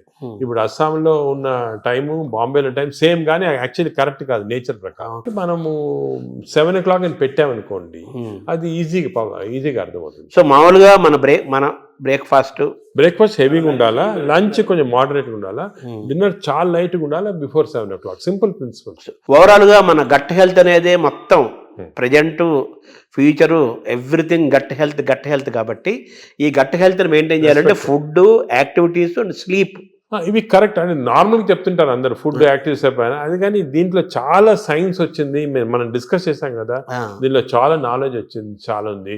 మనం ఒకప్పుడు ఈ sleep pattern, sleep hygiene, sleep ఎలా కంట్రోల్ అవన్నీ తర్వాత ఒక డిస్కషన్ పెట్టుకుంటాము. కానీ ఈచ్ ఏరియాలో ఫుడ్లో ఇంత నాలెడ్జ్ ఉంది, ఎక్సర్సైజ్లో ఈ టైప్ ఆఫ్ ఎక్సర్సైజ్ అందరికి తెలియదు. అందరంటే నిన్ను చాలా మంది పేషెంట్స్ని చేస్తున్నారు ఎక్సర్సైజ్. మా పొద్దున్న పూట మేము ఫ్రెండ్స్ అందరం వాకింగ్ చేస్తాం సార్, 2-3 కిలోమీటర్లు కబుర్లు చెప్పుకొని, సెల్ ఫోన్ మాట్లాడుకుంటాం. అంటే మాట్లాడుకోవచ్చు, కబుర్లు చెప్పుకోవచ్చు. కానీ బ్రిస్క్ వాక్ 6 km/h అనేది కాన్సెప్ట్. అదే విధంగా మజిల్ బిల్డింగ్, మీకు కోర్ మజిల్స్, అన్ని షోల్డర్ మజిల్స్, ఇవన్నీ కూడా కొంతవరకు బిల్డ్ చేయాలి. అది సబ్ టెక్స్ట్ అంటారు చూడండి, సబ్ టెక్స్ట్ అనేది ఉంది. ఓవరాల్ గా హెడ్డింగ్ అనేది సబ్ టెక్స్ట్. సో పీపుల్ కొంచెము వాళ్ళు అవేర్నెస్ తెచ్చుకొని దీని గురించి ఇంట్రెస్ట్ తీసుకొని దీనికి ఒక మంచి ఓన్ యువర్ ఓన్ బాడీ అంటాం మనం. మా రీసెంట్గా మన డాక్టర్ మంచి డాక్టర్ సరీన్ గారని ఢిల్లీలో బుక్ రాశారు, ఓన్ యువర్ ఓన్ బాడీ. అంటే మన బాడీకి వీఆర్ రెస్పాన్సిబుల్. అంతే కదా. వేరే మీ డాక్టర్ బాగా చేస్తారు, లేకపోతే మా హెల్త్ బాడీ మంది కదా, అవన్నీ కరెక్ట్ కాదు. మన బాడీ మనం ఓన్ చేయాలి. ఇప్పుడు మనకి ప్రెషియస్ వస్తువు ఉందనుకోండి ఇంట్లోనే, మనం ఎంత జాగ్రత్త చూసుకుంటాం దాన్ని, మనం బాడీని అంత జాగ్రత్త చూసుకోవటం లేదు. అది ఇన్నర్ ఇంజనీరింగ్ అంటారు కదా, మనలోకి మనం లోపలికి చూసుకుంటూ, మనల్ని గమనించుకుంటూ, మన శరీరాన్ని మనం ఓన్ చేసుకుంటూ, మన హెల్త్ ని మనం డ్రైవ్ చేసి సింపుల్ ప్రిన్సిపల్స్ ఫాలో అయితే అంతే చాలా వరకు మనం బాడీ, మనం లైఫ్ స్పాన్ పెంచుకోవచ్చు హెల్తీగా. అంటే ఇంకోటి, ఇప్పుడు it is not question of life span, ఆ వర్డ్ తీస్తాం మన డిక్షనరీ. హెల్త్ స్పాన్ అంటే మనం ఎన్ని రోజులు బాగా జీవించవచ్చు. నార్మల్గా ఈ యానిమల్స్ అన్ని కూడా ఒక లైఫ్ స్పాన్ అని ఉంటుంది కదా, ఒక్కొక్క ఏజ్ ఉంటుంది. Human beings actually 120 years normal. అవును. బట్ 120 years ఎంతమంది చాలా తక్కువ మంది. ఎందుకంటే ఇవన్నీ ఈ ప్రాబ్లమ్స్ వల్ల మనకి we don't want 120 years life span, ఏదో కర్రలు పట్టుకొని నడవలేక. హెల్త్ స్పాన్ మీకు 80 years or 90 years బాగా హెల్తీగా ఉన్నాం అనుకోండి, చాలా. అది సో హెల్త్ అంటే మన టాబ్లెట్, మెడిసిన్స్ ఇవన్నీ వేసుకొని ఎంత తక్కువ లైఫ్ స్పాన్ పెరుగుతుంది. ఇప్పుడు పరిస్థితి అది కరెక్ట్ కాదు. మనం ఎంత హెల్తీగా ఉంటే, అసలు ఇవన్నీ కూడా diabetes, heart disease, liver fatty, ఇవన్నీ రివర్సిబుల్. క్యాన్సర్ కొన్ని ప్రివెంటబుల్, క్యాన్సర్ రివర్సిబుల్ కాదు, ప్రివెంటబుల్. డయాబెటీస్, హెల్త్, హార్ట్, మన అన్ని వెజల్స్ బ్లాక్ అయిన తర్వాత we have seen by following certain principal you can reverse it. మీకు అవసరం లేదు. షుగర్ రివర్స్ చేయొచ్చు, హార్ట్ రివర్స్ చేయొచ్చు, లివర్ ఫ్యాట్, లివర్ కరెక్ట్. ఈ ప్రిన్సిపల్స్ ఫాలో అయ్యి అంత ఆహారము, యాక్టివిటీ, స్లీప్ అంతా complete it's the digestive system. Sir ఈ క్రమంలో మీరు బ్లూ జోన్ 5 చెప్పారు. ఇప్పుడు బ్లూ జోన్ స్టడీ చేయండి. మీరు అనేదంటే ప్రజలు కూడా బ్లూ జోన్ బుక్స్ తీసుకొని అసలు వాళ్ళు ఎందుకు ఇన్ని రోజులు హెల్తీగా ఉంటున్నారు అని స్టడీ చేస్తే దీంట్లో చాలా నాలెడ్జ్ ఉందండి. అంటే ఇది ఇప్పుడు వచ్చింది కాదు, ఈ బ్లూ జోన్ అనేది 10,000 years గా జరుగుతూ ఉంది. మన భారతదేశాన్ని బ్లూ జోన్ గా మార్చలేదు. మనకి భారతదేశం బ్లూ జోన్. నాదేంటి, నేను చాలా మందికి ఈ పాలిటిక్స్ చెప్తుంటా, why can't we convert at least some part of India into blue zones? చేయొచ్చు. మన తెలుగు ప్రాంతాలను చేయొచ్చు. తెలుగు ప్రాంతాలు బ్లూ జోన్. అంటే ఈ బ్లూ జోన్ అంటే ఒకరిద్దరు పాటించింది కాదు, ఆ పాపులేషన్ అంతా పాటించాలి.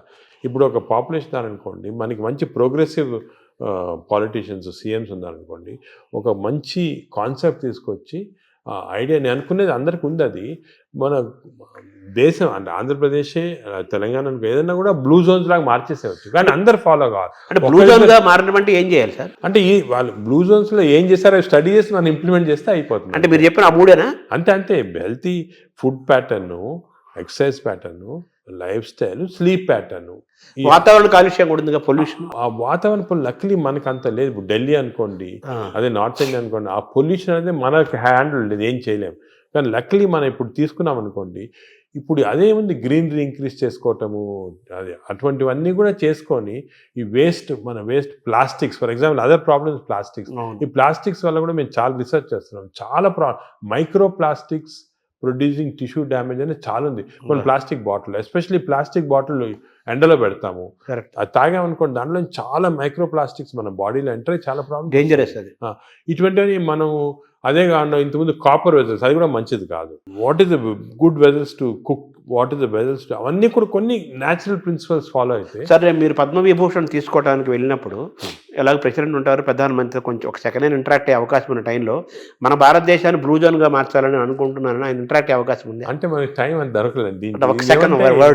ఇవన్నీ కూడా డిస్కషన్స్ చాలా 1 hour 2 hours కూర్చొని డిస్కస్ చేసి, నేను పాలిటీషియన్స్ కూడా మన వాళ్ళు అందరూ ఇంట్రెస్టెడ్ ఉన్నారు, కానీ టైం దొరకాల కాన్సెప్ట్. ఇంకోటి, this should be done by ప్రజలు కూడా డ్రైవ్ చేయాలి, ప్రజలకి అవేర్నెస్ రావాలి, అవేర్నెస్ వచ్చి మనం ఇటువంటి పాలిటీషియన్ ఎలక్ట్ చేసుకోవాలా.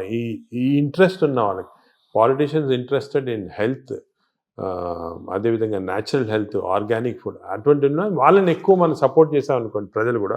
అంటే ప్రజలు, ప్రభుత్వాలు, డాక్టర్స్ అందరూ కలిసి ప్రయాణం చేయాలి. ఇట్స్ ఏ కంబైన్డ్ పీపీపీ అంటారు, మోడ్ అంటారు చూడండి, పబ్లిక్ ప్రైవేట్, ఆ మోడ్లో రావాలి అందరు వచ్చి.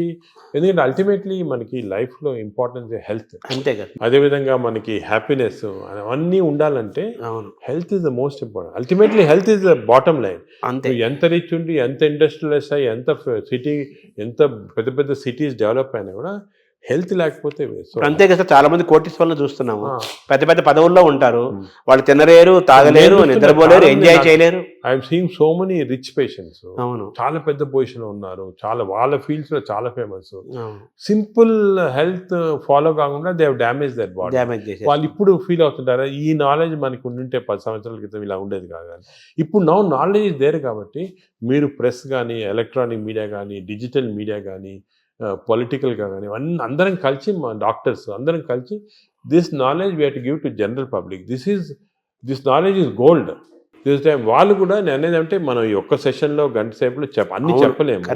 వాళ్ళు కూడా they should go in to the depth and read books about it, read papers about it, social మీడియాకి వెళ్ళి కరెక్ట్. అంటే మీరు చెప్పినట్టు ఏదేదో అన్నీ వస్తుంటాయి సోషల్ మీడియా, అలా ఫాలో కాకుండా కరెక్ట్గా people have done research, scientist ఉన్నారు దీంట్లో, డాక్టర్స్ ఉన్నారు రెప్యూటెడ్, ఇటువంటి వాళ్ళ దగ్గర నుంచి ఇన్ఫర్మేషన్ తీసుకొని జనరల్ పబ్లిక్ కానీ, జనరల్గా ఇది మనము ప్యాటర్న్స్ అడాప్ట్ చేస్తే డెఫినెట్గా overall health of the country will improve. Sir, ఇందాక మీరు మాట్లాడుతూ స్టూల్ గురించి మాట్లాడారు సార్. భవిష్యత్ అంతా స్టూల్ టెస్టులు జరుగుతాయని, బ్లడ్ బ్యాంకు లాగా స్టూల్ బ్యాంకులు వస్తాయని. మంచి హెల్తీ పీపుల్ని స్టూల్ తీసుకుంటే that stool is different from unhealthy person. ఇప్పుడు ఇంతకుముందు నోబెల్ ప్రైజ్ విన్నర్స్కి బ్రెయిన్ స్టడీ చేస్తారు, ఎందుకు వచ్చింది నోబెల్, ఇప్పుడు స్టూల్ స్టడీ చేస్తున్నారు, తన స్టూల్లో ఏముంది ఇంత ఇంటెలిజెంట్ అయ్యారని. సో మనం ఇవన్నీ బ్యాంకింగ్ చేయొచ్చు, స్టూల్స్ చేసి. నేను చెప్పా కదా, ఒక స్టూల్ పౌడర్ లాగా చేసి డెసికేటెడ్ స్టూల్ ని మనం క్యాప్సూల్స్ లాగా ఇవ్వచ్చు. The future treatment is going to be that. Stool banks, stool desiccated stool capsules, ఇవి దీంతో ట్రీట్మెంట్ స్టార్ట్ చేస్తాం. స్టూల్ అనేది రేపు చాలా అత్యంత విలువైన, ఖరీదైన వస్తువు అవుతున్నట్టు కదా. గోల్డ్ అంటారు, న్యూ గోల్డ్. ఇంతకుముందు ఆయిల్ అంటే గోల్డ్ అనేవారు, ఇప్పుడు స్టూల్ ఈజ్ బికమింగ్ గోల్డ్ అన్నమాట. అంటే మైక్రోబయామ్స్ అంటారు. ఈ మైక్రోబయామ్ నాలెడ్జ్ ఇప్పుడు ఈవెన్ యానిమల్స్, ఇప్పుడు కొన్ని ఫారెస్ట్లో కలెక్ట్ చేస్తున్నారు, ఆఫ్రికన్ ఫారెస్ట్ అంతా, ఎలిఫెంట్ స్టూల్ ఎలా ఎందుకు డిఫరెంట్ ఉంది వీళ్ళది. So what are the characters, what give strength to the elephant, what is there in this. ఇందులో నుంచి మనం ఐబిఎస్కి వద్దాం సార్. ఈ ఐబిఎస్ గురించి కూడా చాలా చర్చ జరుగుతుంది. ఆ బౌల్ సిండ్రోమ్, ఇరిటబుల్ బౌల్ అంటారు కదా, బౌల్ సిండ్రోమ్, అది కూడా మనకు చాలా ఇంపార్టెంట్. చాలా మంది, కోట్లాది మంది ఫేస్ చేస్తున్న ఇష్యూస్ అవి. మీరు అన్నట్టు IBS 30% of normal population IBS ఉంది. ఐబిఎస్ అంటే ఏమి? ఐబిఎస్ అంటే symptoms because of gut changes. అంటే డయేరియా రావచ్చు, కాన్స్టిపేషన్ రావచ్చు, పెయిన్ రావచ్చు, ఈ కాంబినేషన్ రావచ్చు. దీని అంటే కడుపు ఉబ్బరము, అరక్కపోవటము, కడుపులో మంటలు, బ్లోటింగ్, డిస్టెన్షన్, ఇది అది అగైన్ కనెక్టెడ్ టు మైక్రోబయామ్. ఈ ఇరిటబుల్ బౌల్ సిండ్రోమ్ అనేది అగైన్ చెడ్డ అలవాట్ల వల్ల, నువ్వు ఎక్కువ డ్రింక్స్ వల్ల, స్మోకింగ్ వల్ల, ఎక్సర్సైజ్ లేకుండా ఉండటం వల్ల, ఇవన్నీ కూడా. ఇప్పుడు రీసెంట్గా మన రీసెర్చ్ ఏమంటే ఈ కెమికల్స్, ఇంటెస్టైన్స్లో కెమికల్స్ చాలా ఉన్నాయి. చెప్పే కదా సెరోటోనిన్, డోపమైన్.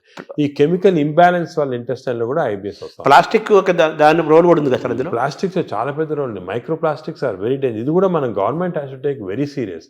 ప్లాస్టిక్స్ బ్యాన్ చేయటము, అదే కూడా విధంగా ఏ ఏరియాలో ఇప్పుడు ఈ ప్లాస్టిక్స్ అనేది పెద్ద ఇండస్ట్రీ. దీన్ని చేంజ్ చేయాలంటే చాలా డిఫికల్ట్. మనం ఫర్ ఎగ్జాంపుల్ ఈ ఫిష్లో చూసాం కదా, మేము కొన్ని ఫిషింగ్స్, ఈ కోస్టల్ ఏరియాస్ ఫిష్లో చాలా ప్లాస్టిక్స్ వాళ్ళు తినేస్తున్నారు. ప్లాస్టిక్స్ అంటే సీలో కానీ రివర్లో కానీ మనలో వేస్తారు. అవి తిని even not drinking plastics, even eating plastics containing food ఇండైరెక్ట్గా, మీటు, ఫిష్, దాంట్లో కూడా మిల్క్లో వెళ్ళిపోతున్నారు plastic. So good cholesterol, bad cholesterol అంటారు కదా సార్. అవునవును. మామూలుగా మీరు ఇందా చెప్పారు గుడ్ బ్యాక్టీరియా, బ్యాడ్ బ్యాక్టీరియా. ఈ గుడ్ కొలెస్ట్రాల్ని పెంచుకోవటం, బ్యాడ్ కొలెస్ట్రాల్ని పోగొట్టుకోవటం కూడా మనకి ఈ బ్యాక్టీరియా దీనికి మైక్రోబయామ్ లింక్ అయి ఉంటుంది. లింక్ ఉంది. ఎందుకంటే ఇప్పుడు గుడ్ కొలెస్ట్రాల్ అంటే ఏమి అగే ఇది కూడా పోలీస్ మ్యాన్ లాగా. కొలెస్ట్రాల్ బాడీలో రొటేట్ అవుతుంది కదా. ఆల్ ద ఎల్డిఎల్ కొలెస్ట్రాల్ అంటాం. These are all bad people, terrorist, వీళ్ళందరూ they are bad people. HDL cholesterol అనేది పోలీస్ పీపుల్. ఈ హెచ్డిఎల్ కొలెస్ట్రాల్ కాన్స్టెంట్లీ బాడీలో తిరుగుతూ ఉంటుంది. ఎక్కడెక్కడ ఈ బ్యాడ్ కొలెస్ట్రాల్, బ్యాడ్ పీపుల్ ఉంటే తీసేస్తూ ఉంటుంది మనం. సో హెచ్డిఎల్ కొలెస్ట్రాల్ ఎక్కువ చేసుకోవాలి మనం. అంటే గుడ్ కాప్స్ని ఎక్కువ చేసుకోవాలి, గుడ్ పోలీస్ వాళ్ళని ఎక్కువ చేసుకోవాలి. అది ఫుడ్ హ్యాబిట్స్, ఎక్సర్సైజ్, కొన్ని పర్టికులర్ టైప్స్ ఆఫ్ ఫుడ్లో కూడా హెచ్డిఎల్ కొలెస్ట్రాల్ ఇంక్రీజ్ అవుతుంది. ఇవి చేసి అవి హెచ్డిఎల్ కొలెస్ట్రాల్ నార్మల్గా 40 లిమిట్, 40 కన్నా తక్కువ ఉంటే మంచిది కాదు. మీరు బ్లడ్ ల్యాబ్లో చెక్ చేసుకోవచ్చు. మీ హెచ్డిఎల్ కొలెస్ట్రాల్ 40 కన్నా తక్కువ ఉంటే మంచిది కాదు, అది ఇంక్రీజ్ చేయాలి. అబోవ్ 60 ఉంటే మంచిది, అంటే ఎక్కువ పోలీస్ వాళ్ళు ఉన్నారు మీ బాడీలో. ఈ ఎల్డిఎల్ కొలెస్ట్రాల్ 100 కన్నా ఎక్కువ ఉండకూడదు, మంచిది కాదు. 100 కన్నా తక్కువ ఉంటే 70, ఇప్పుడు మేము న్యూ లిమిట్ 70 పెట్టాము. ఎల్డిఎల్ కొలెస్ట్రాల్ 70 కన్నా తక్కువ ఉండి హెచ్డిఎల్ కొలెస్ట్రాల్ 60 కన్నా ఎక్కువ ఉంటే అంటే మంచి కాప్స్ ఉన్నాయి బాడీలో, ఈ టెర్రరిస్ట్ని, థీవ్స్ అని తీసేస్తున్నాయి అన్నమాట. సో అది ఏం చేయాలి, 60 HDL, less than 100 or less than 70 LDL cholesterol. Sir ఈ క్రమంలో మీరు బాగా అవేర్నెస్ తీసుకొచ్చిన టాపిక్స్లో ఫ్యాటీ లివర్ ఒకటి తీసుకొస్తున్నారు కదా సార్. ఆ ఫ్యాటీ లివర్ పెరుగుతుంది కదా ఇప్పుడు చాలా. ఇది ఎపిడమిక్ అండి ఫ్యాటీ లివర్. నేను I'm very worried about it. ఎందుకంటే మేము స్టడీ చేస్తున్నాం పాపులేషన్స్ 30-40%లో మన ఇండియాలో ఈ ఫ్యాటీ లివర్ ఇండియాలో ఎందుకు ఎక్కువ ఉన్నాయంటే మన జీన్స్లో కొన్ని ఫాల్ట్ ఉంది. ఇండియన్ జీన్స్, మిడిల్ ఈస్టర్న్ జీన్స్లో కొంచెం ఫాల్ట్ వల్ల ఫ్యాటీ లివర్ ఈజీగా వస్తుంది. పొట్టలు వస్తుంటాయి. స్కాన్ చేసుకుంటే ఫ్యాటీ లివర్ కనపడుతుంది. ఈ లివర్ కూడా గట్ తర్వాత second most important organ is liver. ఈ liver is controlling heart. Fatty liver ఉన్న వాళ్ళు ఫ్యాటీ లివర్తో చనిపోరు. ఫ్యాటీ లివర్ ఉన్న వాళ్ళు హార్ట్ డిజీజ్తో చనిపోతారు, బ్రెయిన్ డిజీజ్ అంటారు. ఈ ఫ్యాటీ లివర్ కరెక్ట్ చేస్తే వాళ్ళు హార్ట్ కరెక్ట్ పోయి బ్రెయిన్ కరెక్ట్. ఫ్యాటీ లివర్ ఎలా కరెక్ట్ చేసుకోవాలి? ఫ్యాటీ లివర్ కూడా అగైన్ ఈ అన్ని ఎక్సర్సైజెస్ ఇవన్నీ కాకుండా మనకి కొత్త టెక్నాలజీ, కొత్త మెడికేషన్స్ అన్నీ వస్తున్నాయి ఫ్యాటీ లివర్ కరెక్షన్కి. ఫ్యాటీ లివర్కి మైక్రోబయామ్కి చాలా సంబంధం ఉంది. ఫ్యాటీ లివర్కి ఇంటెస్టైన్స్కి చాలా సంబంధం ఉంది. నవ్ వీఆర్ డూయింగ్ కొత్త రీసెర్చ్ ఏమంటే ఈ ఇంటెస్టైన్ డియోడనల్ మ్యూకోజా అని మేము మార్పుడు చేస్తున్నాం ఎలక్ట్రోపోరేషన్ అనే టెక్నిక్ తోటి. అంటే చేంజ్ చేసేవచ్చు. చేంజ్ చేస్తే దాంట్లో ఫ్యాటీ లివర్ తగ్గిపోతా ఉంది అక్కడ. అంటే ఫ్యాటీ లివర్ నేను చేయటం లేదు, చిన్న ప్రేగులను డియోడనంలో ఎలక్ట్రోపోరేషన్ చేసి ఆ మ్యూకోజాని చేంజ్ చేస్తే ఫ్యాటీ లివర్ నార్మల్ అయిపోతాం. ఇంకా కొంచెం చాలా రీసెర్చ్ జరుగుతుంది. అది విచిత్రం. We are going to come with a new device with which we can change the duodenal mucosa. దీన్ని డియోడినల్ మ్యూకోజల్ రీసర్ఫేసింగ్ అంటారు. అది చేస్తే లివర్లో ఫ్యాట్ పోతాం. తర్వాత ఇప్పుడు ఈ క్యాన్సర్ పెరుగుతోంది, దాని మీద కూడా మీరు రీసెర్చ్ చేస్తున్నారు. అలాగే షుగర్ను కూడా మనం రివర్స్ చేయొచ్చు అని కూడా దాని రీసెర్చ్ చేస్తున్నారు. వేరే సబ్జెక్ట్ లేదు, వేరే దాని కూడా. ఇప్పుడు మనం చేస్తున్న ప్రధానమైన రీసెర్చ్ ఏంటి సార్ ప్రస్తుతం? అంటే ఇవన్నీ ఏరియాలో మేము మామూలుగా మెటబాలిక్ హెల్త్ పైన చేస్తున్నాం ఎక్కువ. మెటబాలిక్ హెల్త్ అంటే ఇవన్నీ fatty liver, obesity, diabetes, heart disease, sugar, BP, ఇవన్నీ కూడా కొలెస్ట్రాల్ అన్నీ మెటబాలిక్ హెల్త్ కింద వస్తుంది. దీనిపైన చాలా రీసెర్చ్. అంటే నేను చెప్పినట్టు ఒక రోజు మాట్లాడుకోవచ్చు మన రీసెర్చ్ గురించి. మేమేం చేస్తున్నాం అంటే మా యానిమల్ ల్యాబ్, మా దగ్గర పెద్ద యానిమల్ ల్యాబ్ ఉంది.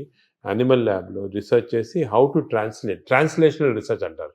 We have India's largest translational research centre.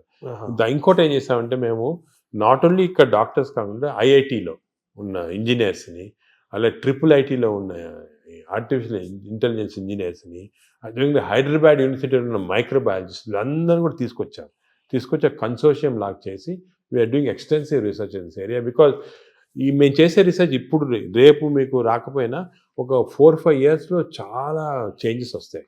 4-5 years అంత తొందరగా వచ్చేస్తే I'm aiming in 5 years time we should change this whole concept in metabolic health. ఈ రీసెర్చ్ వల్ల మన దేశంలోనే కొత్త ప్రోడక్ట్స్, కొత్త టెక్నిక్స్, కొత్త టెక్నాలజీ, కొత్త హెల్త్ సబ్స్టెన్సెస్, మేము చెప్పాం కదా డెసికేటెడ్ స్టూల్ క్రాప్స్, ఇటువంటివన్నీ కూడా తీసుకొచ్చేస్తాం. ఐఎమ్ కాన్ఫిడెంట్ 5 yearsలో. ఇంకోటి ఏమంటే we are also trying to form a big consortium with other hospitals in the country. ఇప్పుడు ఆల్ ఇండియా ఇన్స్టిట్యూట్ ఉంది మెడికల్ సైన్సెస్ ఢిల్లీలో, అదేవిధంగా PGI చండీగఢ్లో ఉంది. ఇవన్నీ కూడా అందరం కూడా షుడ్ కమ్ టుగెదర్. ఇప్పుడు this is the lesson we are learn from western country. యుఎస్లో అనుకోండి మేయో క్లినిక్, క్లీవ్లాండ్ క్లినిక్, ఇవన్నీ కూడా కలిపి చేసి ఫాస్ట్గా వచ్చేస్తాయి రిజల్ట్. ఒకరొకరు చేయాలంటే 10-15 సంవత్సరాలు పడుతుంది. ఇందా మీరు ఒక మాట అన్నారు కదా సార్, ఈ జీన్స్ గురించి అన్నారు. మన జీన్స్ వల్లనే మనకి ఫ్యాటీ లివర్ పెరుగుతుంది, పొట్టలు అన్ని స్టడీ చేసి పెరుగుతుంది అంటున్నారు. మన ఇండియన్స్ లో రివర్స్ చేయలేమా మనం? జీన్స్ రివర్స్ చేయలేం, కానీ జీన్స్ ని PNPLR అని కొన్ని జీన్స్ ఉన్నాయి మన ఫ్యాటీ లివర్ వచ్చి, దాన్ని జీన్స్ ని మార్పుడి చేయొచ్చు. కానీ చాలా జెనెటిక్ ఇంజనీరింగ్ అని చాలా వేరే డిఫరెంట్ సబ్జెక్ట్. కానీ ఎపిజెనెటిక్స్ అని వచ్చింది. అవునవును. ఈ ఎపిజెనెటిక్స్ టెక్నిక్స్ లో ఈ జీన్స్ ని బ్లాక్ చేశారు. చెడ్డ జీన్స్ ని మనం బ్లాక్ చేయొచ్చు. అవి కూడా చేస్తున్నాం. అంటే మనం డిఎన్ఏని చేంజ్ చేయటమంటారా? దాన్ని డిఎన్ఏ చేంజ్ చేయలేం, కానీ డిఎన్ఏ ఎఫెక్ట్ ని బ్లాక్ చేయొచ్చు. డిఎన్ఏ ఎలాగా డిఎన్ఏ బాడీలో ఉందనుకోండి, ఇట్ ప్రొడ్యూసెస్ RNA ఇచ్చి ప్రోటీన్స్ వస్తాయి, పాత్వే. అలాగే మనకి అంత పాత్వే నార్మల్గా. సో మనం చెడ్డు డిఎన్ఏ ఉన్నా కూడా అది చెడ్డ RNA కాకుండా బ్లాక్ చేయొచ్చు. సార్, ఈ క్రమంలో ఈ బ్యాక్టీరియా మేనేజ్మెంట్ లో మనకు యోగా, సూర్య నమస్కారాలు, ధ్యానము, స్పిరిచువల్ థింకింగ్, కళలు ఇవన్నీ ఉన్నాయి కదా. అంటే స్పిరిచువల్ థింకింగ్ అంటే మెడిటేషన్ టైప్, బ్రెయిన్ అంటే management of brain management, various meditation అటువంటి చేయొచ్చు. అదేవిధంగా యోగా కూడా కొంతవరకు ఇట్ ఈస్ బెనిఫిషియల్ అని చాలా రీసెర్చ్ జరిగింది ఇంట్లో. ఇవన్నీ ఎలాగంటే వీఆర్ మాడ్యులేటింగ్ అవర్ బ్రెయిన్లో ఉన్న కెమికల్స్ మాడ్యులేట్ చేస్తున్నాం. దాంతోపాటు గట్ బ్యాక్టీరియా ఇవన్నీ ఇప్పుడు యోగాలో చూసాము, అది కూడా రీసెర్చ్ చేస్తున్నాము. యోగా కన్సిస్టెంట్గా చేస్తే బ్యాక్టీరియా చేంజ్ అయిపోతుంది. అవునా? So all these things are interconnected. సో మీరు చెప్పినట్టు చాలా పెద్ద కన్సోర్షియం ఫామ్ చేసి we are doing lot of research. అంటే షుగర్ అనేది మనకి, ఈ డయాబెటీస్ అనేది మోస్ట్ ఛాలెంజింగ్ గా ఉంది. అది కూడా మనం విల్ గెట్ ఆన్సర్స్. ఇవన్నీ కూడా part of the research will get good answers. So reverse చేసే అవకాశం మనకు ఉంది. అన్ని కూడా రివర్సిబుల్ అండి. షుగరే కాదు, ఈవెన్ హార్ట్ బ్లాక్స్, అదేవిధంగా బ్రెయిన్ ఇది డిమెన్షియా, న్యూరలాజికల్ ప్రోగ్రెషన్ అన్ని రివర్స్ చేసేవచ్చు. మనకి మెయిన్ రీసెర్చ్ ఏమంటే we have to work on this preventable. ఒక్కసారి జబ్బు వచ్చిన తర్వాత బదులు మనము ప్రివెన్షన్, రివర్సిబిలిటీ అంటే వచ్చిన తర్వాత ఎలా మార్పు చేయాలి, దీనిపైన అంత కాన్సన్ట్రేషన్. ఈ ఒబెసిటీని తగ్గించడానికి, అలాగే ఈ షుగర్ డయాబెటీస్ని కంట్రోల్ చేయడానికి ఇంజెక్షన్స్ వచ్చాయి అంటున్నారు. ఇప్పుడు కొత్తగా GLP-1 అనలాగ్స్ అంటారు. అంటే మనకి నార్మల్గా బాడీలో స్మాల్ ఇంటెస్టైన్లో GLP-1 హార్మోన్స్ ప్రొడ్యూస్ అవుతాయి.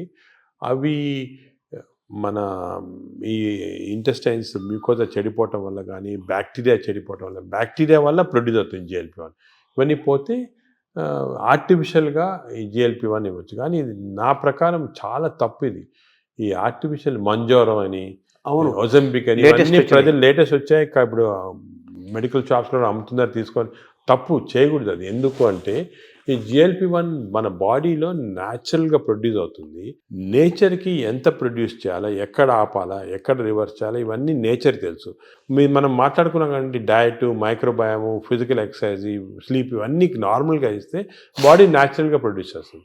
ఇవన్నీ అబ్నార్మల్గా ఉంటే మనకి బయట నుంచి ఆర్టిఫిషియల్గా అవుతుంది. బట్ ఆర్టిఫిషియల్ మెడిసిన్ తోటి మనకి ఎంత లిమిట్, ఎంత తీసుకోవాలి, ఎప్పుడు ఆపాలి, ఇవన్నీ కరెక్ట్ తెలియదు. నేను చూశాను చాలామంది ఈ ఇంజెక్షన్స్ వాడుతున్నారు. ఇండియాలో కూడా వచ్చేసింది వచ్చేసింది, ఇండియాలో కూడా చీప్గా వచ్చేసింది. దీనివల్ల ఏం డేంజర్ అంటే వాడినప్పుడు 2-3 నెలలు, 6 నెలలు బాగుంటుంది, వెయిట్ తగ్గుతాము, ఆకలి తగ్గిపోతుంది. కానీ దీనిలో చాలా ఎఫెక్ట్ బాడీ పైన ఉంది. నేను అది కూడా స్టడీ చేస్తున్నాము. బాడీలో ఈ ఇంటెస్టైన్ నరాలు చెడిపోతున్నాయి, మూమెంట్ పోతా ఉంది, ఇంటెస్టైన్ అసలు మూమెంటే చెడిపోయింది. అదేవిధంగా బోన్స్ అబ్జార్ప్షన్ పోయి బోన్స్ వీక్ అయిపోతున్నాయి, మజిల్స్ ఎట్రోఫీ అవుతున్నాయి. ఫేస్లో we got now what is called Ozempic face, అంటే ఫేస్ అంతా ష్రింక్ అయిపోతుంది. చూసుంటారు కొంతమంది సెలబ్రిటీలో ఫేస్ చేంజ్ అయిపోతుంది దీనివల్ల. సో ఇవన్నీ కూడా these effects are some time not reversible also. మన మెటాబాలిజం వ్యతిరేకంగా ఉన్నట్టే కదా. వ్యతిరేకంగా ఉన్నట్టే. న్యాచురల్ మెథడ్లో చేయకుండా ఇలా చేస్తే మంచిది కాదు. మై అడ్వైజెస్ అసలు వాడద్దని, తప్పు ఇది. ఇవన్నీ all these injections artificial methods వాడతాం తప్పు, మనం చేయకూడదు.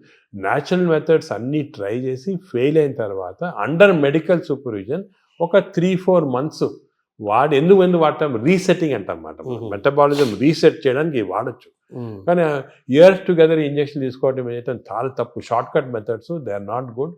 అసలు I advise public strongly don't use these injections. తప్పు చాలా. తర్వాత ఇప్పుడు బ్యారియాటిక్ సర్జరీస్ ద్వారా కూడా మన లోపల ఫుడ్ ఇంటేక్ తగ్గిపోతుంది, షుగర్ లెవెల్స్ తగ్గిపోతాయి అంటున్నారు. బ్యారియాటిక్ సర్జరీ కూడా ఐఎమ్ అగేన్స్ట్, కానీ కొంతవరకు చాలా ఒబేసిటీ వచ్చి మనం న్యాచురల్ మెథడ్లో కంట్రోల్ చేయకపోతే కొంతవరకు హెల్ప్ చేయడానికి బ్యారియాట్రిక్ కానీ ఈ ఇంజెక్షన్స్ కానీ హెల్ప్ చేయడానికి అంతే. దాని తర్వాత మన న్యాచురల్ మెకానిజం వచ్చేసారు. ఒక్కసారి ఈ హెల్ప్ వచ్చిన తర్వాత న్యాచురల్ మెథడ్స్తో మెయింటైన్ చేయాలి. మన న్యాచురల్ మెథడ్స్ లేకపోతే బ్యారియాట్రిక్ సర్జరీ కాదు, ఇంజెక్షన్ ఏం చేసినా కూడా వేస్ట్. అంటే మనం సహజంగా పెరగటం కానీ తగ్గటం కానీ ఈ డిజార్డర్స్ మెయింటైన్ చేసుకోవటం మనం సహజంగా జరగాలంటారు. Own your own body. Body అంటే మన బాడీని మనం ఓన్ చేయాలి, మన కంట్రోల్ చేసుకోవాలి. కానీ ఈ వేరే ఇంజెక్షన్స్ కంట్రోల్ డాక్టర్ చేస్తారు, దీన్ని బ్యారియాట్రిక్ చేస్తారు అనేది తప్పు. అసలు మీ మేజర్ గోల్ ఏంటి సార్? అంటే మనకి మీరు పద్మవిభూషణ్ వచ్చింది మన ఇండియా వరకు, అది కాకుండా American association of society of gastroenterologist award కూడా హైయెస్ట్ అవార్డు ఈ గ్యాస్ట్రోఎంటరాలజీకి సంబంధించి. అలాగే సాంఘైలో జరిగిన దాంట్లో వరల్డ్ టాప్ దాంట్లో అవార్డు వచ్చింది. అది మీ ప్రొఫెషన్కి మీ సబ్జెక్ట్కి అది డెఫినెట్గా హైయెస్ట్ అవార్డ్స్ అవి. నెక్స్ట్ నోబుల్ మన భారతదేశానికి నోబుల్ రాదా? అంటే ఇలా చేయటం వల్ల నోబుల్ అవుతాం, పని చేయడం వల్ల గుర్తింపు కోసం పనిచేయటం కాదు.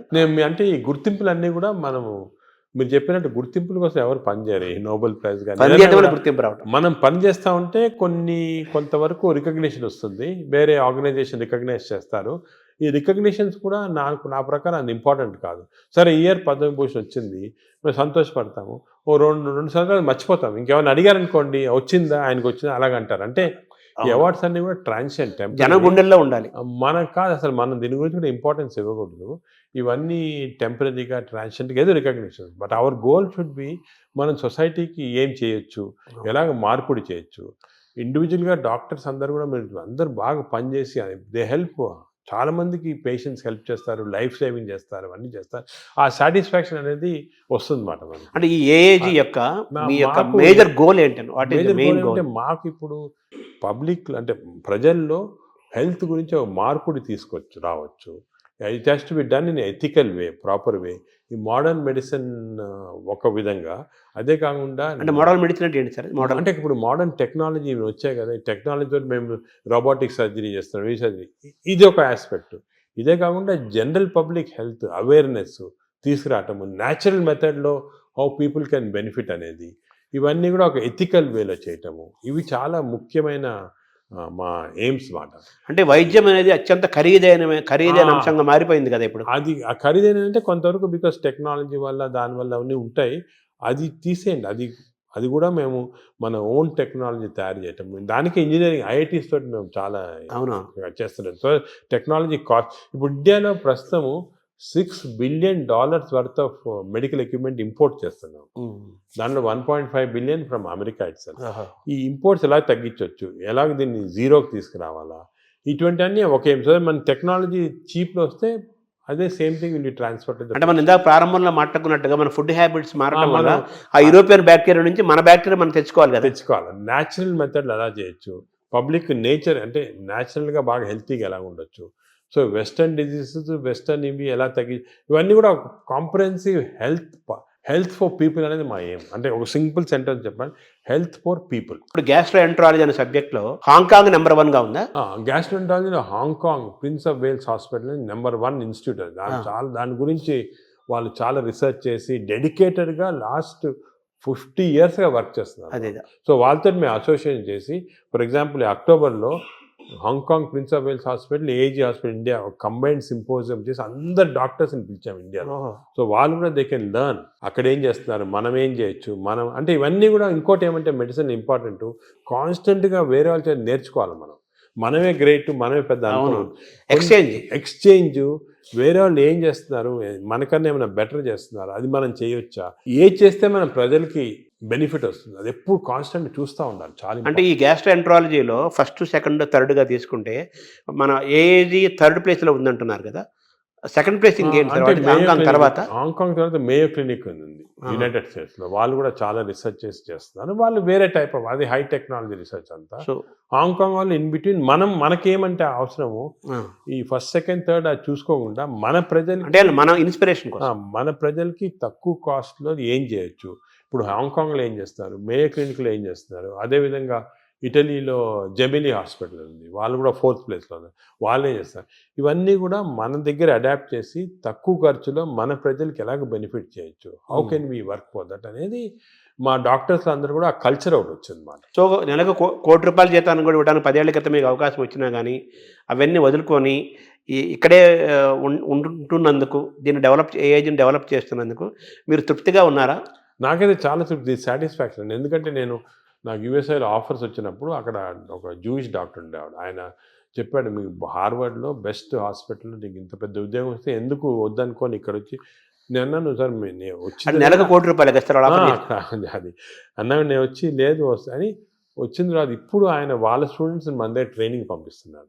హార్వర్డ్ ప్రొఫెసర్ ఈ sending his students for training to AG. ఆయన లెటర్ రాశాడు, నువ్వు చేసిన డిసిషన్ కరెక్ట్ డిసిషను, ఇన్ని 30 సంవత్సరాల క్రితము వద్దనుకొని వచ్చేయటం ఇక్కడ మంచిదైంది. ఎందుకంటే అల్టిమేట్గా ఇప్పుడు ఎవ్రీబడి హ్యాస్ ఎ లైఫ్, కానీ మనం ఎంత కాంట్రిబ్యూట్ చేసాం, మన వల్ల ఎంతమంది బెనిఫిట్ అయ్యారు, అది చాలా ఇంపార్టెంట్. మన ప్రజలు ఎంత బెనిఫిట్ అయ్యారు, మన దేశానికి మనం ఏం చేయగలం, మన నేలకి, మన భూమికి మనం ఏం చేయగలుగుతున్నాము, అది ముఖ్యం. అంటే వేరే వాళ్ళు బయటకు వెళ్ళి చేసిన వాళ్ళు I'm not finding fault, but మనకి ఇక్కడ ఆపర్చునిటీ, ఇప్పుడు మాకేమంటే ఆపర్చునిటీస్ వచ్చాయి, అందరికి రాకపోవచ్చు. లక్ అనేది ఆపర్చునిటీ వాళ్ళకి ఇది కూడా ఉంటుంది కదా. అంటే సొసైటీ వాళ్ళు హెల్ప్ చేసిందా, మీరు చెప్పినట్టు రాత, డెస్టినీ, అదే గవర్నమెంట్ కూడా హెల్ప్ చేయటము, అన్ని గవర్నమెంట్ కూడా బాగా హెల్ప్ చేస్తారు. సో మిమ్మల్ని మీరు రివ్యూ చేసుకుంటే ఒకసారిగా మీ కెరీర్ని మేజర్ ఇన్స్పిరేషన్స్ కానీ లేదా టర్నింగ్ పాయింట్స్గా తీసుకుంటే, మీరు పెథాలజిస్ట్గా ఉండాల్సింది ఇట్లోకి నాన్నగారి అడ్వైస్ తోటి గ్యాస్ట్రోఎంట్రాలజీ రావటం ఒక సబ్జెక్ట్ ఒకదాన్ని చెప్పచ్చు. నాకు చాలామంది చిన్నప్పటి నుంచి మా టీచర్స్ కానీ, పేరెంట్స్ కానీ, లీడర్స్ కానీ, సొసైటీలో చాలామంది ఇన్స్పిరేషన్ కానీ హెల్ప్ చేశారు. మామూలు నేనేమంటే ప్రతి వాళ్ళు కూడా I see something what is the positive and try and adapt చూసుకుంటామాట. అలా చూసుకుంటే లాట్ ఆఫ్, అంటే అందరూ నాన్నగారేనా మీ పెథాలజీ టు గ్యాస్ట్రోఎంట్రాలజీ రావడానికి? మేజర్గా మా ఫాదర్ చాలా పెథాలజీ, చాలా స్ట్రిక్ట్ మనిషి. ఆయన లైఫ్ లాంగ్ కూడా సర్వీస్ చేసి థౌజండ్స్ ఆఫ్ స్టూడెంట్స్ని ట్రైన్ చేసి సొంతంగా ఏం చేసుకోలేదు. అంటే ఆయన పాపం డబ్బు ఏం చేసుకోలేదు. చాలా ఆయన మామూలుగా ఇంట్లో ఉంటే కూడా చిన్న బల్బు ఆన్ చేసి, ఎలక్ట్రిసిటీ ఎక్కువ అవుతుందని చెప్పి బల్బులు కూడా ఆన్ చేశాడు కాదు, చిన్న బల్బ్ కింద కూర్చుంటాడు చేసి చాలా పబ్లిష్ చేసి ఒక కల్చర్ అనేది మా దాంట్లో ఇంబైబ్ చేశాడు. నువ్వు ఇలా ఉండాలా, ఇది ఇంపార్టెంట్, సొసైటీకి ఏమైనా చేయాలి, కానీ నువ్వేమైనా చేసుకుంటే ఏం లాభం వేస్ట్ అని చెప్పి ముందు నుంచి నన్ను ఎంకరేజ్ చేశారు.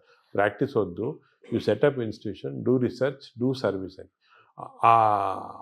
మెయిన్గా ఆయన ఉన్న ఎయిమ్స్ అనేది మాకు బాగా ఇన్కల్టేట్ అయిపోయి దాని గురించి ఆ పాత్వే ఫాలో అవుతున్నాం. ఆయన కూడా మన దేశం, మన నేల అనే ఫీలింగ్ ఆయన కూడా చాలా ఎక్కువ. ఆయన కూడా వాషింగ్టన్ ఆర్మ్స్ఫోర్డ్ ఇన్స్టిట్యూట్ అని చాలా పెద్ద అమెరికన్ ఇన్స్టిట్యూట్లో వర్క్ చేసి వచ్చారు. ఇక్కడికి వచ్చి మన ఫస్ట్ విశాఖపట్నంలో ప్రొఫెసర్గా వచ్చాడు పెథాలజీ, దాని తర్వాత కర్నూలు, గుంటూరు, దాని తర్వాత హైదరాబాద్లో డైరెక్టర్ ఆఫ్ మెడికల్ సైన్స్, అదేవిధంగా నిజామ్స్ ఇన్స్టిట్యూట్ ఫస్ట్ డైరెక్టర్ ఆయన. అవన్నీ మన కాకల సుబ్బారావు గారి కంటే ముందు కాకల సుబ్బారావు ముందు ఫస్ట్ నాన్న డైరెక్టర్, దాని తర్వాత సెకండ్ కాకల సుబ్బారావు. సో అలాగా ఫుల్ సర్వీస్. ఆయన చూస్తే ఒక ఇన్స్పిరేషన్, అరే అసలు ఆయనకి ఏం వేరే ఇది లేదు, ఈ కూడా మేడ్ లాట్ ఆఫ్ మనీ, కూడా గోన్ అండ్ డిఫరెంట్ రూట్, అవన్నీ ఏం లేకుండా ఇంత. అంటే మిమ్మల్ని మీరు ఇప్పుడు ఎలా మేనేజ్ చేసుకుంటున్నారు సార్? మీకు ప్రొఫెషనల్ స్ట్రెస్ అలాగే మీకు అందరిలాగే మీకు 24 hours కదా. అంటే స్ట్రెస్ అనేది దానికి ట్రిక్ ఏమంటే చిన్న సింపుల్ ట్రిక్ అండి, you to enjoy your work. Enjoy చేస్తే స్ట్రెస్ ఉండదు. ఇష్టపడమంటారు, ఇంటర్వ్యూ చేస్తున్నారు, మీరు ఎంజాయ్ చేస్తున్నారు, అలాగా ఎంజాయ్ చేస్తే మీకు 10 ఇంటర్వ్యూలు చేస్తే మీకేం స్ట్రెస్ ఉండదు. అలాగే నాకు కూడా సీరియస్ పేషెంట్స్ వాళ్ళ లైఫ్ సేవ్ చేస్తున్నాము. ప్రతి పేషెంట్కి ఒక స్టోరీ ఉంది. ప్రతి పేషెంట్ వెనకాతల ఒక లైఫ్ ఉంది. అవన్నీ మేము తీసుకుంటే we enjoy everything we do. ఆ ఎంజాయ్మెంట్ వచ్చిందనుకోండి అసలు స్ట్రెస్ 24 అవర్స్ వర్క్ చేయొచ్చు. Only thing is proper nutrition, proper exercise, proper sleep అనేది మాస్టర్ చేయాలి. అది మాస్టర్ చేస్తే మిగతా అంతా. అంటే ఏఏజీని ఎలా చూడాలనుకుంటున్నారు భవిష్యత్తులో మీరు? నేను ఏజీ మా ఏమంటే it should become one of the best hospitals మన దేశంలో కాకుండా ఈవెన్ వరల్డ్ వైడ్. ఆల్రెడీ వచ్చేస్తుంది లక్కీ. న్యూస్ వీక్ మ్యాగజైన్ చాలా మేజర్ ఇచ్చేసారనమాట. సెన్సస్ చేసి దే రేటెడ్ ఇండియాలో only hospital taken is AG. AG is one of the best hospitals in the వరల్డ్ని they given that certificate. మీరు బయట చూసింటారు. అవును, మొత్తం తీసారు సార్. అది సో ఐఎమ్ వెరీ సాటిస్ఫైడ్. కానీ ఇంకా కూడా చేయాలంటే ఒక లెవెల్కి వచ్చామని చెప్పి మనము వదిలేసుకుంటే స్లోగా డిటీరియేషన్ వస్తుంది. కాన్స్టెంట్గా బి అవేర్ ఆఫ్ దిస్. ఎందుకంటే ఇంకోటి మన దాంట్లో నేను చూసి మా స్టూడెంట్స్ చాలామంది మా ట్రైన్ చేస్తుంటాము. We got very bright students ఇండియాలో. మంచి డాక్టర్స్, బ్రైట్ స్టూడెంట్స్. వాళ్ళకి కరెక్ట్ పాత్వే చూపించి కరెక్ట్ ఇది కమర్షియలైజేషన్ వద్దు, you going to research, you going to doing good for public ఉన్న వరకు మీకు బాగా సాటిస్ఫాక్షన్. ఒక ఫిలాసఫీ వాళ్ళకి ఇచ్చి ఒక మంచి స్టూడెంట్స్ గ్రూప్ని నీ లైఫ్ స్టైల్లో ఒక 1000 మందిని తయారు చేయొచ్చు. అలాగే వాళ్ళు ఇంకో 1000 మందిని తయారు చేస్తారు. చూసుకోండి ఎలా స్ప్రెడ్ అవుతుంది. అదే we can create a society which is very positive. అంటే నాగేశ్వర రెడ్డి గారి యొక్క, మీ నాన్నగారి యొక్క వారసత్వాన్ని మీరు తీసుకున్నారు. ఆయన ఒక స్టైల్ ఆఫ్ లైఫ్, మీదొక మీదొక స్టైల్ ఇది డిఫరెంట్. పైకి ఇలా లేపారు ఏజ్ అనేదాన్ని. ఇప్పుడు నెక్స్ట్ మీ నెక్స్ట్ జనరేషన్ ఉన్నారు మా ఆల్రెడీ సెట్ చేసాము. నెక్స్ట్ మంచి నాకన్నా మంచి వాళ్ళు ఉన్నారు నెక్స్ట్ జనరేషన్లో. రీసెర్చ్లో కానీ సొసైటీలో పనిచేయడానికి కానీ అందరు సెట్ అయిపోయారు. నేను ఇప్పుడు ఇర్రెలెవెంట్. ఈ స్టేజ్ అయిపోయింది నాది. నా పని అయితే అయిపోయింది. నెక్స్ట్ జనరేషన్ ఆల్రెడీ స్టార్ట్ చేశారు. నేను ఇప్పుడు ఉన్నా లేకపోయినా కూడా డిఫరెన్స్ లేదు. అలాగే వాళ్ళు నెక్స్ట్ జనరేషన్ సెట్ చేస్తారు. ఒక వ్యవస్థను క్రియేట్ చేసి వాళ్ళు నెక్స్ట్ జనరేషన్. నేను అనుకున్నాను మన దేశానికి అంటే ఏమంటే మనం కొంచెం లేట్ అయింది మన డెవలప్మెంట్లో దాంట్లో కానీ. ఇప్పుడు జపాన్ చూసుకోండి, వరల్డ్ వార్ తర్వాత ఎంత హార్డ్ వర్క్ చేసి వాళ్ళు వచ్చారు. ఇప్పుడు మనము ఇప్పుడు స్టార్ట్ చేయాలి. చైనా కూడా వాళ్ళు యాక్టివ్. వాళ్ళు వేరే వాళ్ళంతే డెమోక్రసీ కాదు కాబట్టి ఈజీ అయిపోయింది. ఇప్పుడు మనం ఏం చేయాలంటే నెక్స్ట్ 20-30 ఇయర్స్ ఇలాగ అందరూ ఒక ఆశయంతో ఒక ఇచ్చేయాలని వర్క్ చేస్తే మన దేశం కూడా విల్ బికమ్ బెటర్. మీరు డాక్టర్స్కి, పబ్లిక్కి, ప్రభుత్వాలకి ఇచ్చే ఒక సింగిల్ మెసేజ్ ఏంటి సార్? సింగిల్ మెసేజ్ ఏమంటే నేను let us all work together, work hard, create the best culture. మన దగ్గర ఉంది best culture in the world. Thank you sir.